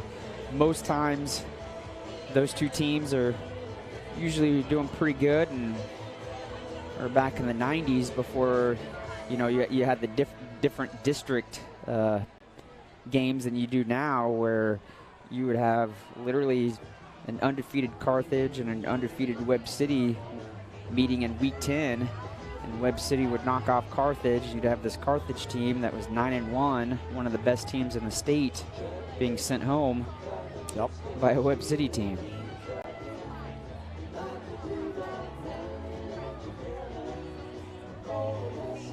And speaking of being sent home early, the district assignments were all released, and so there's all of that to talk about as well. Republic is in a district with Webb City and Carthage. Yeah. So yay! Vital to not be in the bottom two of that district. Let's see. I say that it's a 6-team district. So the first two will get byes, and then the bottom 4 will play that first week. So it'd be nice to be 1 or 2, right? But I guess Webb City or Carthage, take your pick. Depending on what you do in that first week. If you're not one of them, that's going to be a tough draw. But I think even worse than the district assignment for football, or more challenging, we'll call it worse, Class 5 District 11 volleyball. Republic's got a good volleyball team this year. They're in a district with Neosho, Ozark, and Kickapoo, and Branson. So that's a tough one. And then you look at Class 5 District 12, Belton, Carthage, Joplin, Neosho, and Ray-Pec. And then Class 10 on the other side, Springfield Central, Glendale, Lebanon, Parkview, and Waynesville. So it's like they took all the really great volleyball programs and shoved them in one district. And then the two on either side of that bracket are not quite up to that level. So, but you got to win them anyway. You're going to have to beat whoever you beat. And I really like the look of the volleyball team in the early going, and they'll open up tomorrow at the Branson Invitational. So that'll be interesting to watch. The softball team is in Morrisville. They had a couple of games this evening. And the Lady Tigers tennis team finished 3rd at the Kickapoo Invitational. That was the first time they've ever beaten Kickapoo as a team, and they beat them to take 3rd place. So a great day and a good start for a team that's coming off a Final Four appearance, the first ever tennis Final Four appearance for the Lady Tigers, or for any tennis team for that matter. If you ask Republic Tiger Sports announcer Jack Cook, who was on the boys tennis team, he'll tell you that they would have been in the Final Four if not for COVID. They canceled their season. He had his eye on a Final Four, and he still begrudges his sister Wrigley for getting into the Final Four before him. But I think Jack is out there and probably shaking his fist at me right now, listening. Just about done with halftime, and so we're going to take one more quick break and be back with more after this on Republic Tiger Sports. Gold Medal Gyms is where Republic athletes build a foundation for future success. Whether it's gymnastics, cheerleading, or tumbling, young athletes learn skills that prepare them to take on virtually any sport they choose. Sign up for your free trial at their gorgeous facility at Highway 60 and Highway M. Gold Medal Gyms, raising the bar for Republic athletics.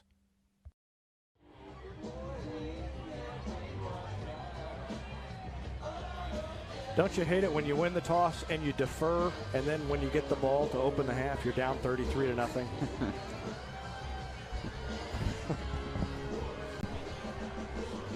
Yeah. I mean, they probably are thinking, man, we should have taken the ball.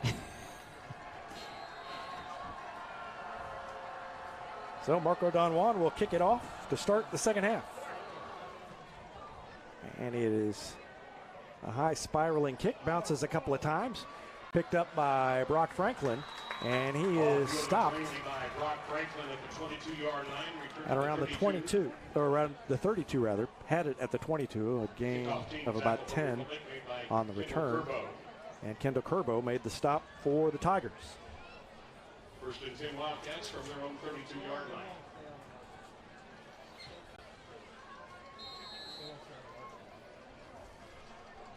Quentin Hughes, number 15, now in at quarterback for the Wildcats.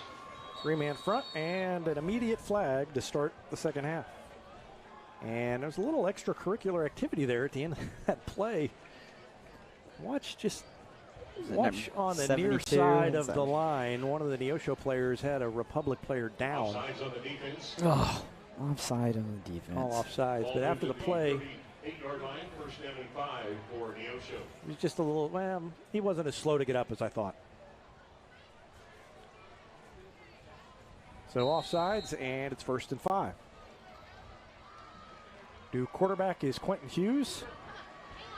And the handoff goes to Jared Seiler. Drags the defender out near a first down. I think he's about a half yard short. And it'll be second down and about 1. Yeah, that play really didn't have anywhere to go. Cooper Douglas was in there really before the back knew where to go. That may be first down. Neosho's first down since their opening drive. Haven't had too much success. There was a lot of 3-and-outs that the defense was able to do. 3-man front for the defense. We've talked about the offensive line, but the defensive line has been solid as well. Jonah Archer, Isaac Colliot, and Isaac Giles are all out there now in that 3-man front. And the offensive line in the first half really bottled up Neosho. The referees called a timeout. I think there was an issue with the chains over there.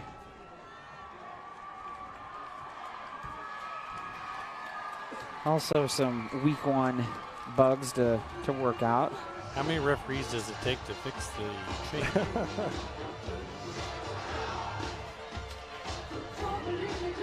I hope they're not about to call a do-over on the first half.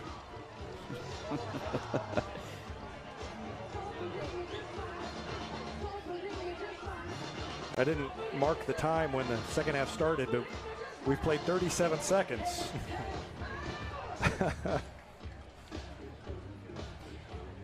There we go, yeah. That must have been a major malfunction there. Like you said, 3 referees plus 1 chain gang member. It's like one of those, like one of the knockoff Rubik's puzzles that came out after the Rubik's Cube got popular. Rubik's chain.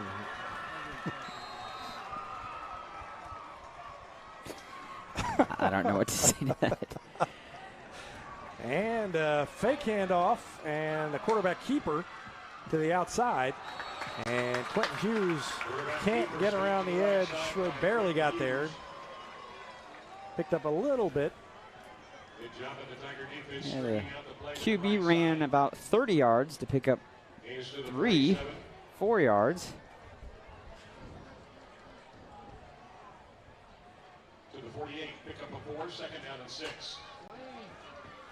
And another ball's out. I think the Tigers have it. Yeah. Looked like there was a blitz on there, and the quarterback had nowhere to go. Is it Noah Reese? Yep, Noah Reese came away with it. And the Tigers get the turnover. Let's watch it again. Tail end of the play. Ball goes down. Reese jumps on it. And the Tigers get another stop on defense. It has been a great night on both sides of the ball. First and 10 Republic from the Neosho 43. Again, on a turnover, a lot of times offensive coaches like to do kind of like a big play. Not necessarily a trick play, but something to kind of catch the defense off guard after a turnover. Run that pass. Nope, that is going to give it up the middle to Kroll. And he gains about 3. Crosses the 40 to the 39-yard line. Again, just about every other play is a different Republic Tiger name that we were calling. Like, where we had Lucas Hayes, it seemed like Lucas Hayes' name was called almost every other play. This is definitely, as we've alluded to, a different time in Republic football where you've got so many guys out there that their names are going to be called. Hayden Jones checked out and Gunnar Elson checked in. Give it to Sandridge, and that time there's nowhere to go as it was bottled up on the inside. Good play by the interior defenders for Neosho. Zachary Goff was in there, the sophomore, 5'11", 180 for the Wildcats. And now Maples comes out. Maples comes out, and Hayden Jones comes out. So you got a couple of new backs in there. Ellison goes out to the left, wide. You got Buford in the slot, and you got Sandridge, and then Kroll right behind the quarterback. And Buford couldn't bounce off the tackler. Nice tackle by and Andrew Rupert for the Wildcats. It was Andrew Rupert, who made the hit. Buford on the carry. And it brings up 4th down. Ross back to the 41-yard line. 4th down and 8 coming up for a Tiger first down. Do they have everybody? Well, they're kind of bunched together, but it doesn't look like 11 guys. There we go. I was going to say, I thought there was only 10 because you had 4 that came onto the field, but you had 5 that came off. Yeah, they're not going to. Well, maybe they're going to punt it and do one of the things where they back out, but no. Another timeout. So Ryan Cornelsen calls the timeout and walks out to talk things over with the offense. 8:35 left to go in the quarter, and we will take a break as well. Tigers on top 33-0, and with the ball on 4th down. We'll take a break and be back after this on Republic Tiger Sports. When you need a plumber, you usually need one fast, but you also want one who'll do the job right. In the Republic area, that's Far Better Plumbing. Whether it's residential, commercial, or you need excavation, call Far Better and let them take away the stress of your plumbing problem. Call them at 864-8703 or find them online at farbetterplumbing.com. Central Gas Propane is locally owned and operated and offers exceptional customer service when you need it most. They go the extra mile to meet their customers' needs with a level of service and communication that no other company can beat. Call today to switch and save Central Gas Propane at 417-725-3833 or online at centralgasmo.com.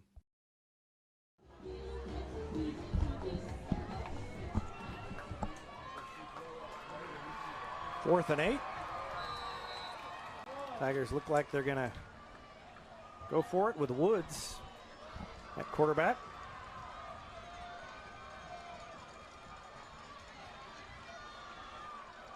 He's going to roll to his right. He's going to throw it on the run. It is tipped in the air, tipped again, and intercepted.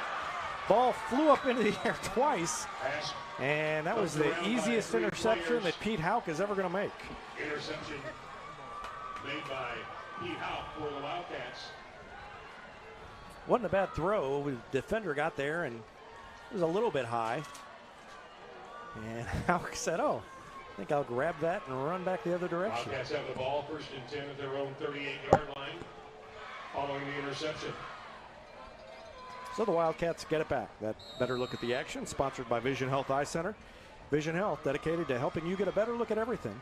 Find them online at visionhealtheyecenter.com. Defense was coming and forced a hurried throw, and it's incomplete. Yeah, the Neosho quarterback really all night has not been able to be very comfortable in the pocket there. Every single time that he's had to pass, he's felt the pressure or is essentially been hit as he's thrown, and that's a good job there for our defense to put so much pressure on the QB. Again, not much to do. Seiler had nowhere to go. No, and who was it? Giles? Yeah, Isaac Giles was, I think, the one that Isaac Giles, number 60. Should get the credit there for the tackle, even though there's two other guys there. 3rd down and 10. 3rd and 10 out of the shotgun is Quentin Hughes. He's going to throw it long, and he overthrows the intended receiver, Isaiah Green. The receivers have had some opportunities for Neosho. They've gotten past the defender a couple of times, but the throws haven't been there, and they dropped one. So that may be a spot to keep an eye on, and I'm sure the coaches will when they watch film, because a more accomplished passing offense will be able to take advantage of that. But what is great here in this situation is the fact that the offense had a turnover and the defense was able to just turn around really quickly and get the ball right back to the offense. Fair catch. At about the 37-yard line by Wyatt Woods. At the 38-yard line. So the Tigers will take over on the 38. Tigers will have it 1st and 10. I would say Avery Moody is done for the evening. No, he walked back out there. He's out there now. I meant after this drive. No, I don't. Oh, yeah, he is out there. Yeah, he's out there. Someone is not out there.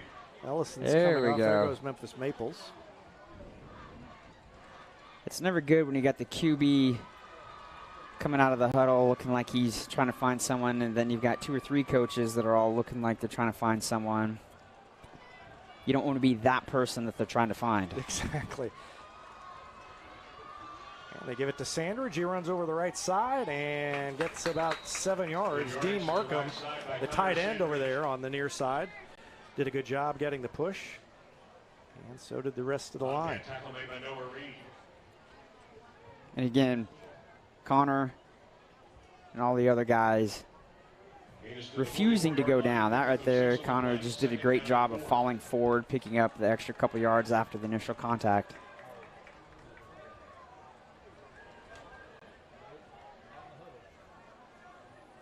Tristan Hart, Micah Erickson.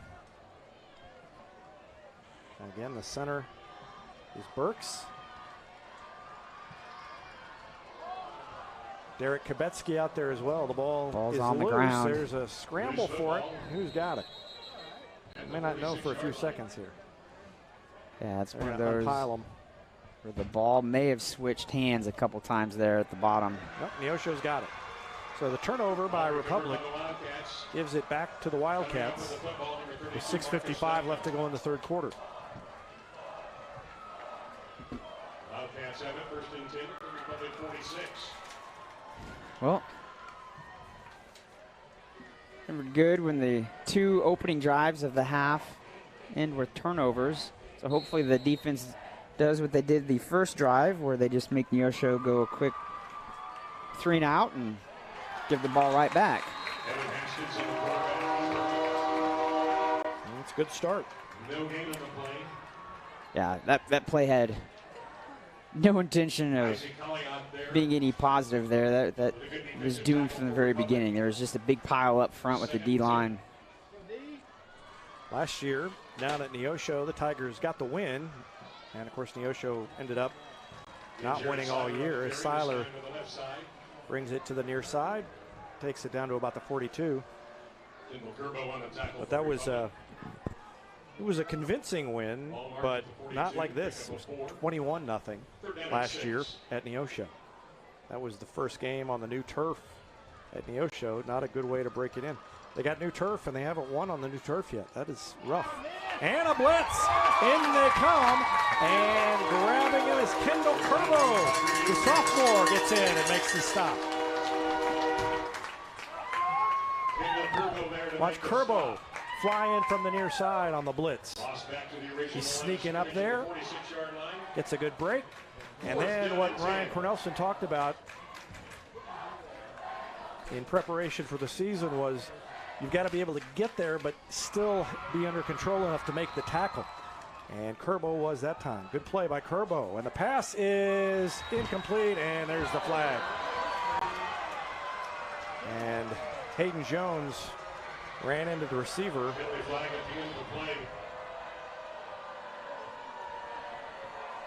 Well, The Republic faithful aren't very happy. It looked like pass interference to me. I mean, he ran into him and kind of knocked him over. He's saying he didn't do it on purpose, but defensive pass interference to call. Flag flies anyway. Well, the student section is good tonight. They're loud. Oh, yeah. They're very loud. Loud and just a little bit obnoxious, which I approve. Oh, a little bit obnoxious. I don't right. want them to be overly obnoxious. Right. And who among us was not obnoxious? Jenny, excepting you. You were, but I'm sure the three of us with the headsets probably were at least. I don't know. Speak for yourself. You went to Branson, so I know you were obnoxious. I had halo. On the run and intercepted. Picked off by the Tiger defense. That's Wyatt Woods, and he's still got it. Still Keep it going. Keep going. Oh, they're going to say he stepped out of bounds. Dang. Stepped out of bounds.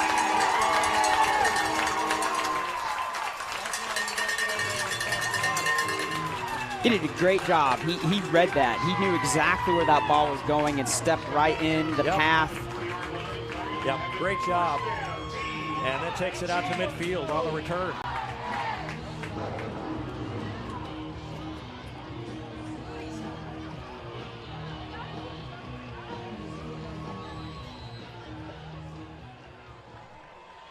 So Avery Moody is back out there. He would have been done if they'd have lasted more than a few plays. Now that's my new story.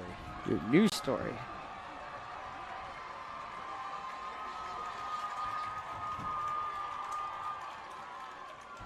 Inside handoff, and Kroll is upended. Gained about a yard.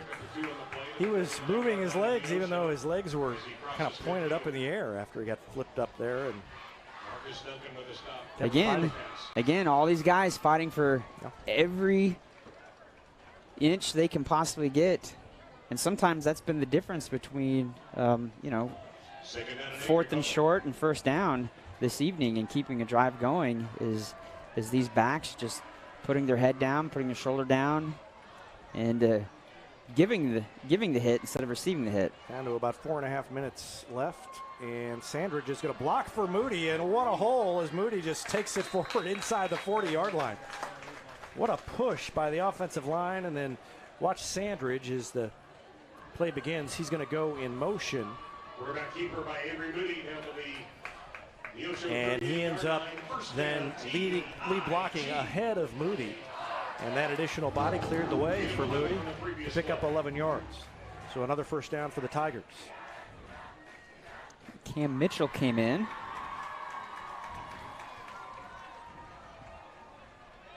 I couldn't see who else came in.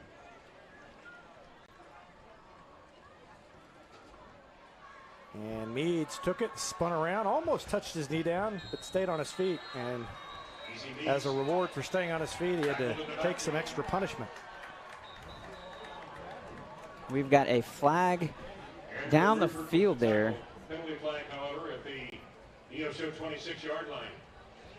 You kind of had Neosho and a Republic player. You couldn't quite see who it was out of the corner eye that were kind of tangled up there after the play, and it happened right in front of a referee. So the referee kind of forced to throw the flag when it happens literally at his feet. That's against Neosho. Or, well, I looked up. It could be against both. Are they going to move the ball? I only saw him point Neosho's direction. Well, they are going to mark it off. So it was against Neosho on the unsportsmanlike conduct penalty. Moves the ball down to the Wildcat 26-yard line. First down, TIG.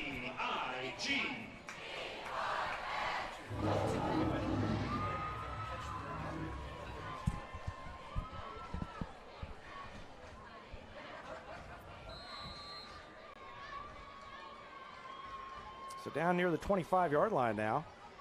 And Meads gets it. Oh, no, he didn't. Moody kept it. He's still on his feet. Wow. And then he takes a big hit. Yeah, I'll agree with you. I thought Meads had the ball also. And I'm like, why is no one tackling him? Yeah. Well, that's going to happen. That's going to happen multiple times this year, I can tell already. From the Wildcat 18-yard line. Good fake and a good run by Moody.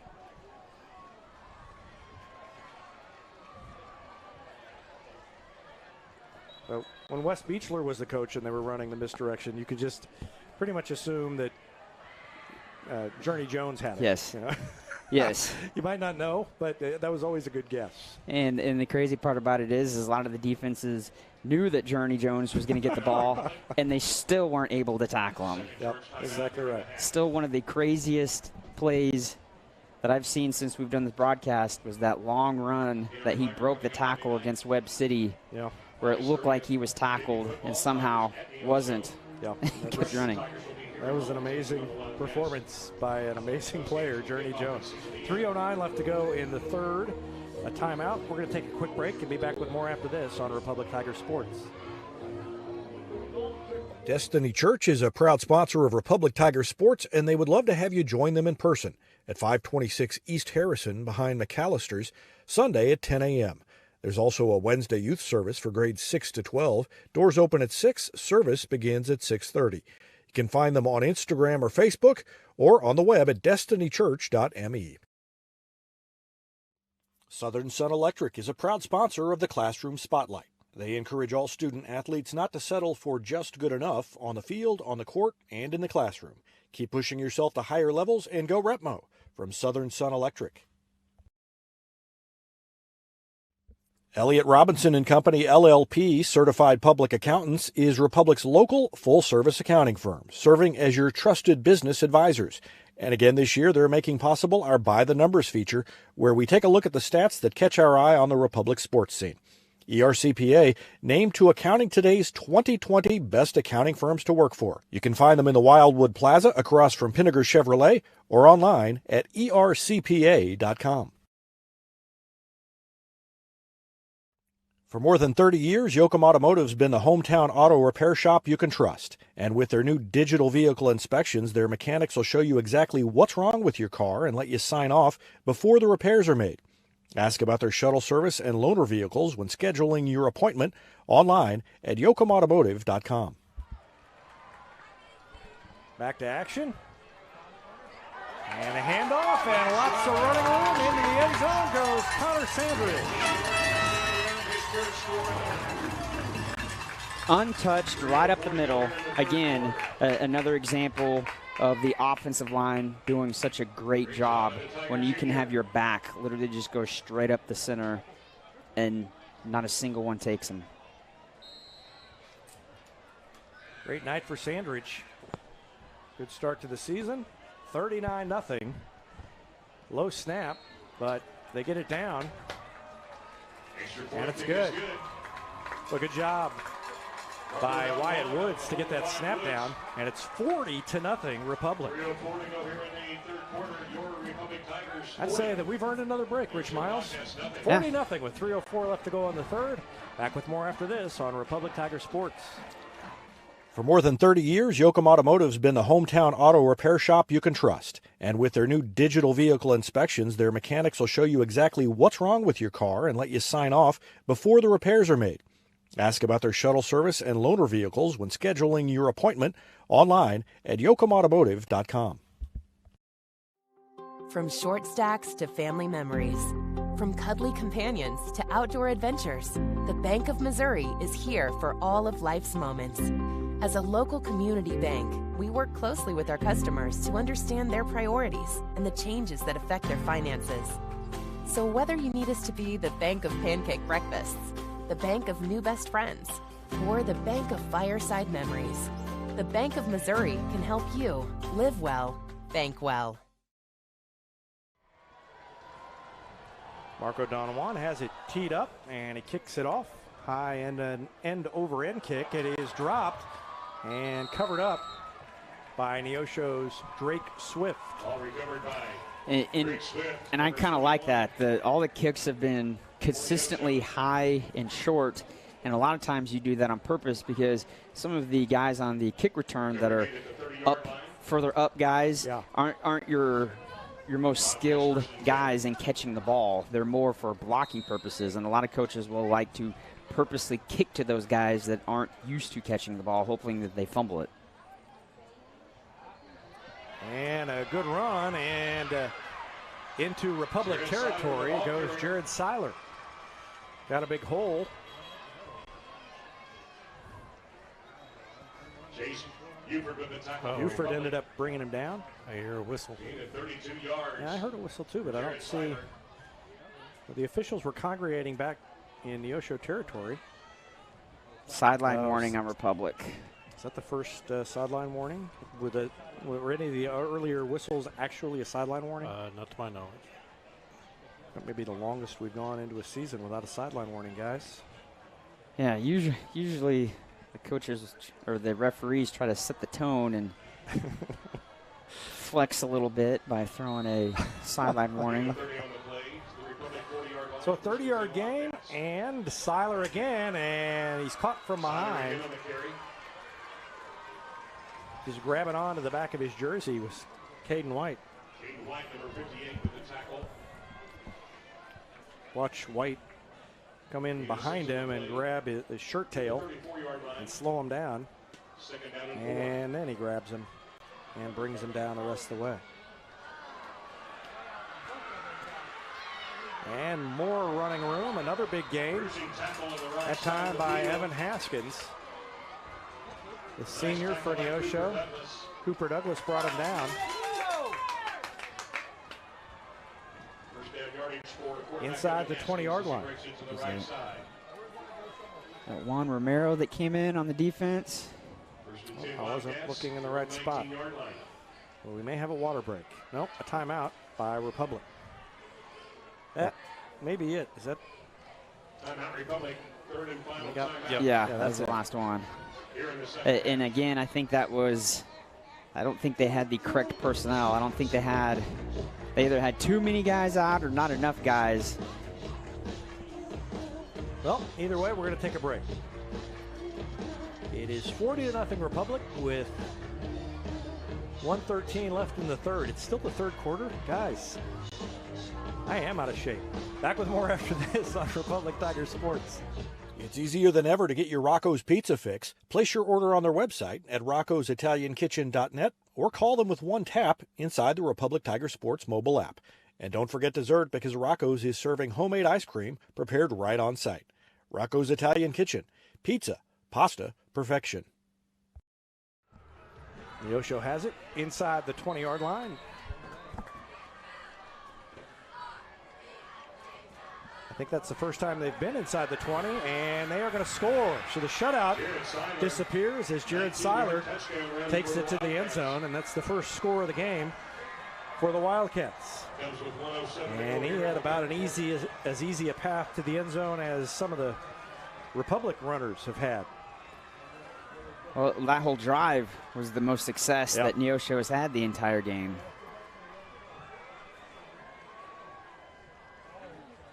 So it's 40-6.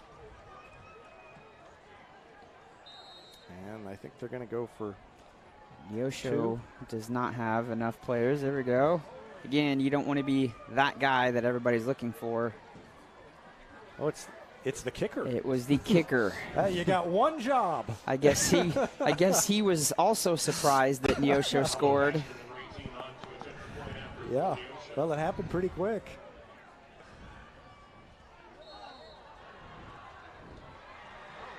And no good. I think he kicked it into the line, I believe. Let's watch that again. I'm not sure what happened exactly.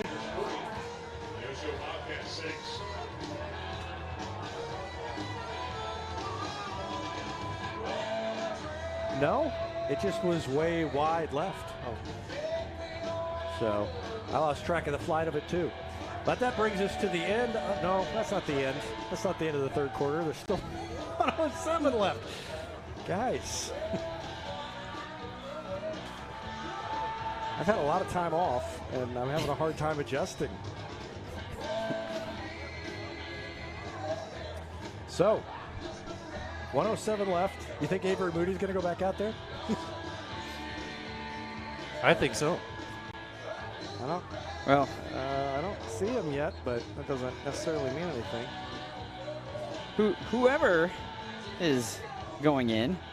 Oh well, this is the kickoff, so I guess hope it would that be out there anyway. I hope they match. I hope that matched that touchdown. I would, as much as I love you guys up here doing all this stuff, a turbo clock in the fourth quarter would be nice. We've not had too many turbo clocks where we're the ones that are causing the turbo clock. Yeah, that's true. So kickoff coming. I think they're going to onside kick it. No. I don't either. And it's a line drive, one hopper. Buford takes it, and he jukes around one man, but they strung him out and got him to the sideline. Finally brought him down or pushed him out of bounds over there near the 30-yard line.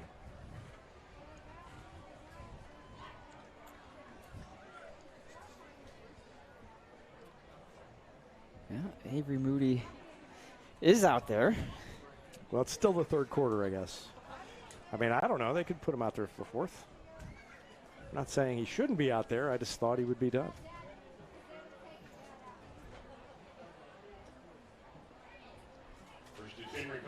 Rich, you got any good stories? I got a lot. Not all of them I can tell right now. I got a lot of stories. They give it to Meads, and he's grabbed around the shoulder by the jersey and spun around, but he picked up 11 yards. So a good gain by Meads on first down.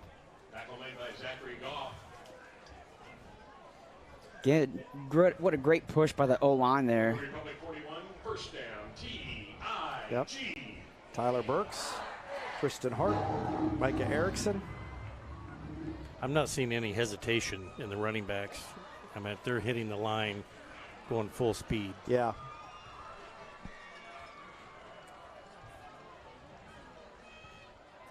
And Carter Nation is the other guy up on the line right now. That time, a little stumble, I think, by Cole Gimlin. His first carry, number 17. That will probably take us to the end of the third quarter. Gimlin out, Ellison out, and in comes Rexroth. Well, we are going to learn everybody's numbers faster with all these substitutions. Third quarter comes and to an end in our score. That's the end of the third quarter. 40, Neosho Wildcats 6. Finally. 40-6 Republic. And we will take a break and be back with the fourth quarter after this timeout on Republic Tiger Sports. I'm Todd Wojciechowski, Executive Vice President at People's Community Bank.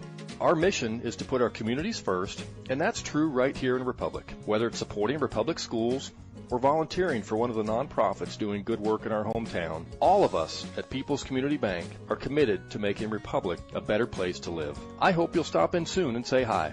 People's Community Bank, right on Highway 60. Member FDIC, an equal housing lender.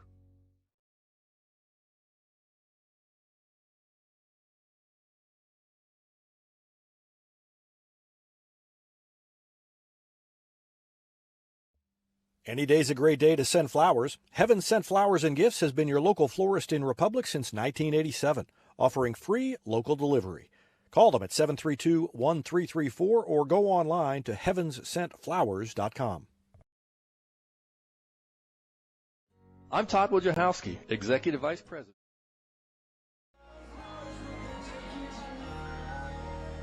Second down and 8 your Tigers from their own 43-yard line.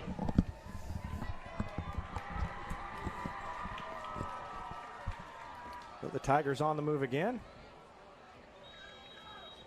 Connor Sandridge on the carrier. Gain of about 2, maybe 3 by Sandridge. Pickup of 2. Third down and 6 for a Tiger first down. Grant Campbell making the stop for Neosho.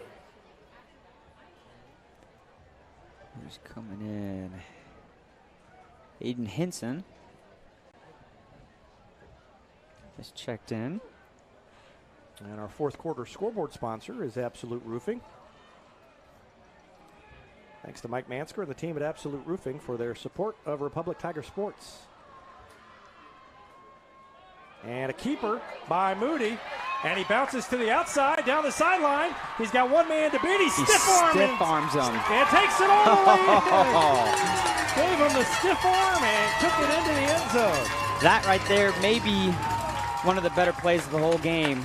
He just single-handedly stiff-armed a guy twice.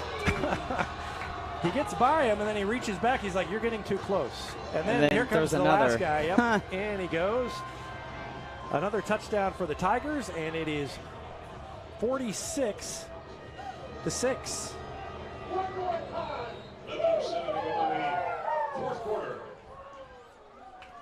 How many touchdowns is that for Moody? 3, I believe. Extra point is good again. Extra point kick is good. Boy, Marco Don Juan's had a busy day. Your Tigers 47. Soccer and football. A lot of extra points, and it's 47-6 Republic. Well, I have to say, I felt good coming into the game, but I did not see this one coming. Not in this form.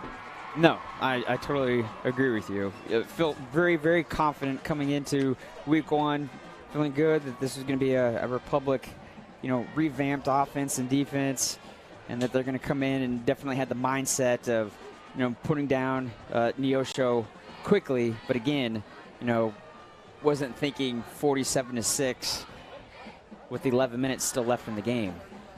Yeah, other than the penalties and a couple of turnovers, they've looked very efficient for the first game of the season. Yeah, they have. And that's not been the case in recent years. The first couple of games of the year, even if they won them, were a little bit rough at times. And you consider they're running a different system to be doing it. Obviously, they've made mistakes with personnel, but when they get the personnel out there, they are doing what they need to do. Short kick, taken to the far side by Green. Oh, that could be a late hit. I don't see a flag. I don't see a flag. Isaiah Green on the return to the Neosho 40-yard line.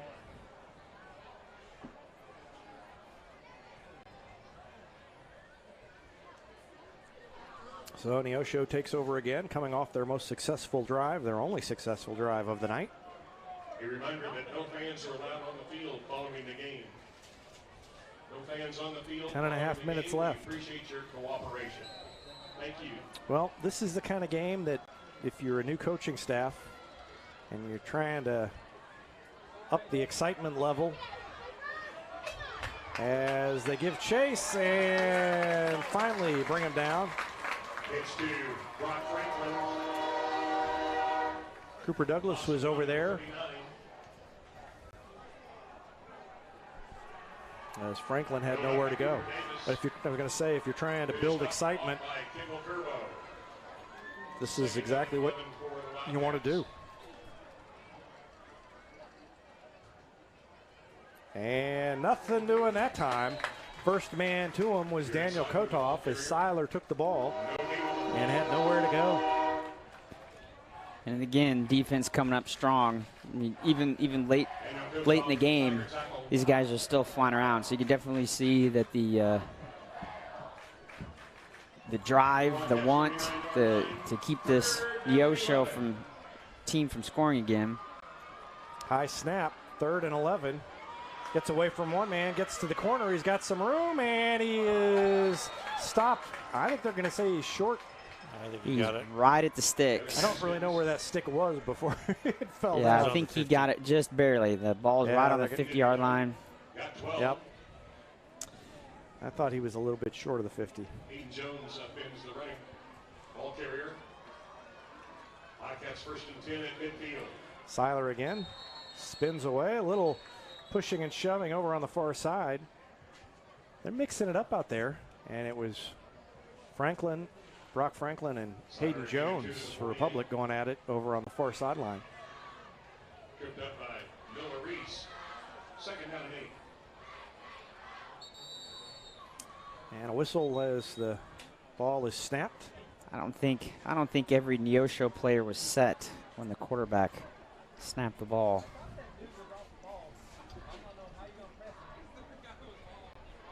Oh no. He's pointing at Republic. Yeah, he's pointing Republic. Saying lining up. That's the second time that the defense is lined up in the neutral zone this evening. 43-yard line. Makes it now second down and 3.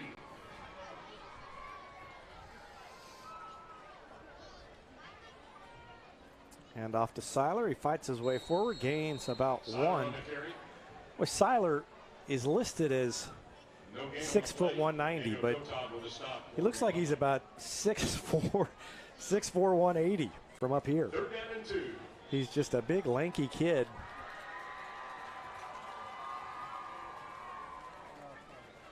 And quarterback keeper and bouncing off a tackle. Haskins is going to pick up the first down, the senior quarterback. And the chains move again for Neosho. So they've looked a little better on offense. 38-yard line. Pick up a 4.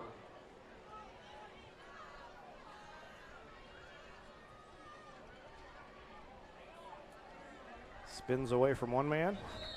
And then brought down. Quentin Hughes. I think that was supposed to be a pass play, and that's something that I've definitely seen a huge change in the good from the defense. Is this whole evening, Neosho's quarterback, anytime that he's tried to pass the ball, he's just been pressured, and we've put so much pressure on the quarterback. Just like right now, I mean, he's running for his life. Yeah, he's going to pick up some yardage, but at the same time, when you're a QB that is just constantly having to run because you got at least 1 or 2 defenders chasing you, you never feel quite comfortable. And I could easily say that you know, the Neosho quarterback has never really felt comfortable in the backfield this evening. Yeah, no matter who they've had out there. It is Haskins now. It was Quentin Hughes a minute ago. So 1st and 10, under 6 to go. And Seiler keeps it. And Cooper Douglas finally brings him down after a gain of about a yard.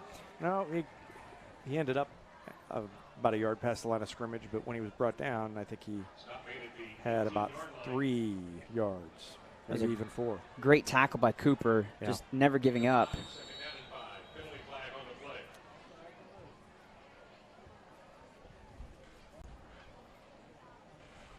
So an early start by Neosho.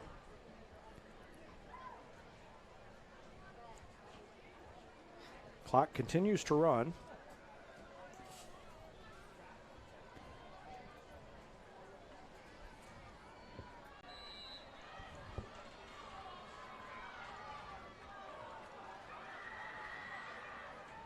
Seiler again. Fights his way forward for maybe 3. And Daniel Kotoff brings him down.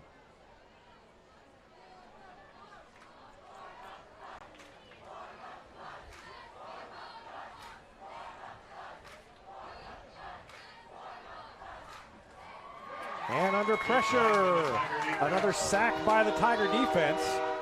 And that was Cole Gimlin who came in there and made the stop in the backfield. Again, Neosho QB's just never had too much of a chance this evening. 4th and 14, they're going to go for it. It is complete over the middle. Oh, yeah, it is complete. Yeah. It's going to be a first down. One of the few completions that this defense has given up this evening. Gain of 15, 1st and 10 Wildcats. So Neosho threatening to score again. Under 4 minutes left now. And the defense makes the stop. Haskins had it. think that may have been a busted play. It was a high bobbled snap, and I think the QB just tried to do the best he could with what was given to him. Yep, Kotoff and Kerbo were both there for that stop. And another blitz and another stop. And again, the sack by Cole Gimlin. Let's watch that one again. This was back to the 19-yard line. Gimlin flies in there, and nobody was there to stop him. And he does a good job of not overplaying it. Pass into the end zone is complete.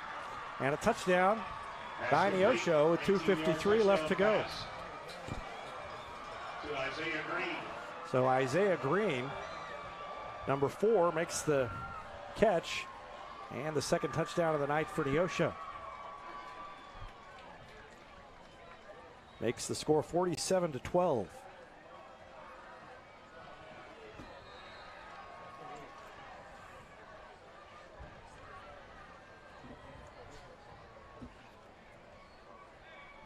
Even though Neosho scores, game's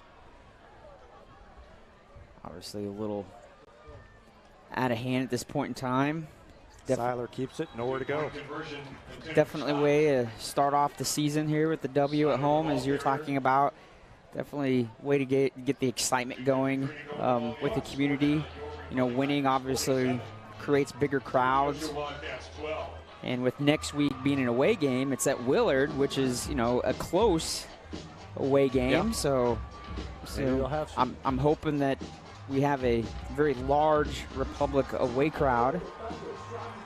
Yep, great start for the Tigers. 47-12 with 2:53 left. We're going to take a quick break, and we'll be back with more. You're watching Tiger Football on Republic Tiger Sports. Nobody has time for computer trouble, but when it happens, you want the work done quickly and by someone you can trust. Republic Technologies will fix your computer or laptop fast, and they'll fix it right. Whether you need repairs or a quality replacement for a computer that's seen better days, call Christopher Bell at Republic Technologies, 732-4300. That's Republic Technologies, 732-4300.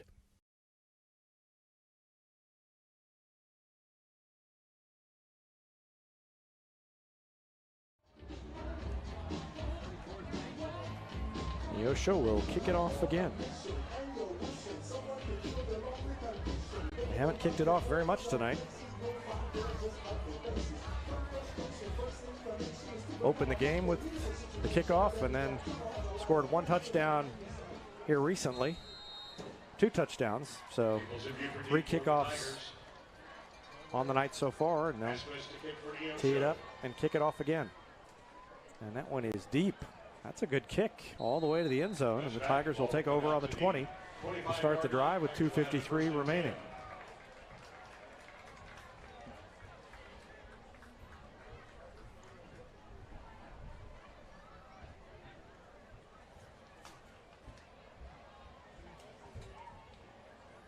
Carl Junction was leading Willard at halftime, 22-6.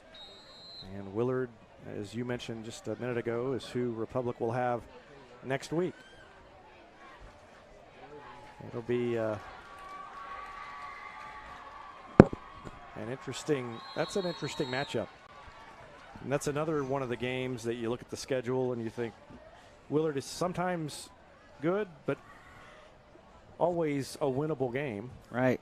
So, and if you go back to last year's crazy ending with Lucas Hayes, yeah, that's right, scoring there literally with seconds left, pulling the game out with the W here. Yeah, wasn't that the game they looked like they blew them out in the first half. Right. Then Willard came back and took the lead.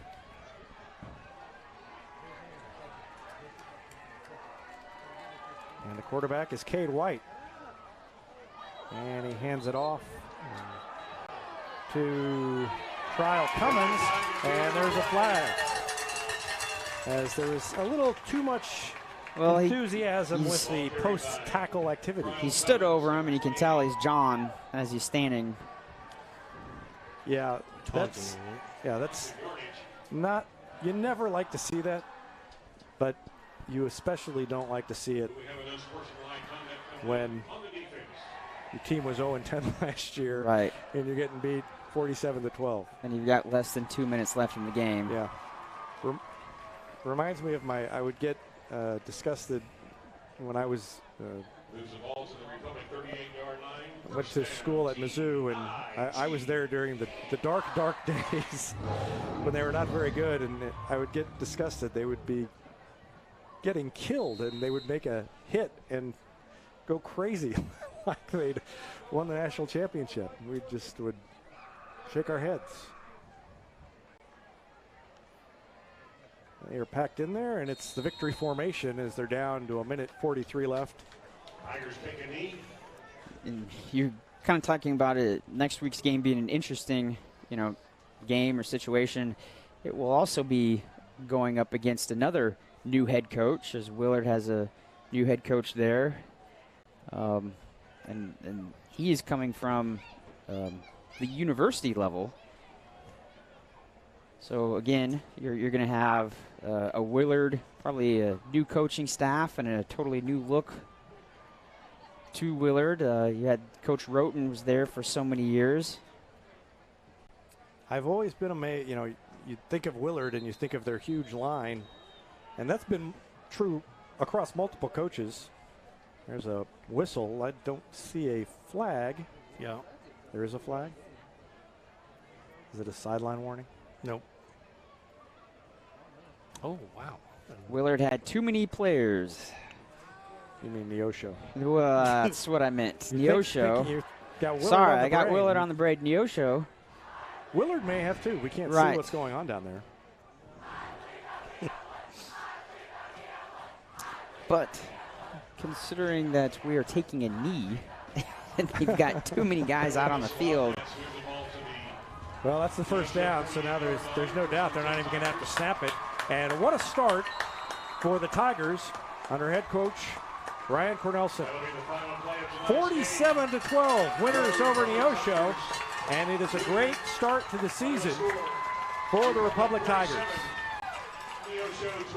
47-12. We're going to take a break and be back to wrap things up after this timeout on Republic Tiger Sports.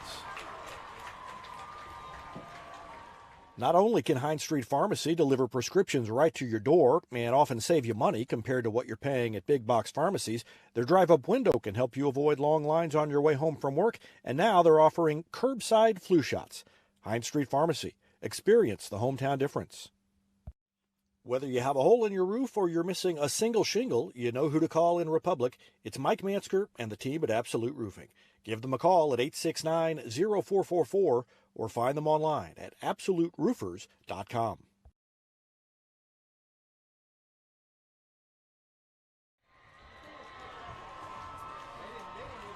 Well, this couldn't have gone much better, could it, Rich Miles? Awesome. I thought you were going to expound on that. Yeah, you didn't know we were back on. My bad. No, I can't hear the commercials. I apologize. Sorry. Yeah, it was a great way to start the season off. I mean, obviously a win's a win no matter how many points you win by, but that right there was a great opening statement for the season. We've a new look on the offense, defense. The attitude, obviously, we saw it on the field, was so much better. And in how these guys played literally from the opening drive to the last drive, there really wasn't much difference. The energy level was still there. Obviously, these guys are in shape because you didn't see anybody really on the Republic side at all that was kind of, lagging or dragging a little bit because they've been out there so much. Everybody's still flying around, and some of that may be just the fact that, when you're up so much, you're a little bit more energized, and two, some of the backs on the offensive side were rotating so much that you really didn't have too many guys in the backfield that are just getting, beat up throughout the game, keeping fresh. And there was never really a long, sustained drive by Neosho, so our defense really didn't get gassed either because they weren't out on the field for any long period of time either. Well, there were a lot of guys who were stars tonight, and we'll talk to some of them have it on our post-game show on the Republic Tiger Sports Facebook page. I'll have photos. I'll have some video highlights, and we'll have a game summary. I'll talk to Coach Ryan Cornelsen about his debut in Republic, and we'll have a lot more on the Republic Tiger Sports website later on. But we're going to wrap it up for tonight. It's a 47-12 win for Republic over Neosho. For statistician Tim Barnes, camera operator Jenny Rackley, for Richard Miles, I'm David Brazil. Thanks for watching Tiger Football on Republic Tiger Sports.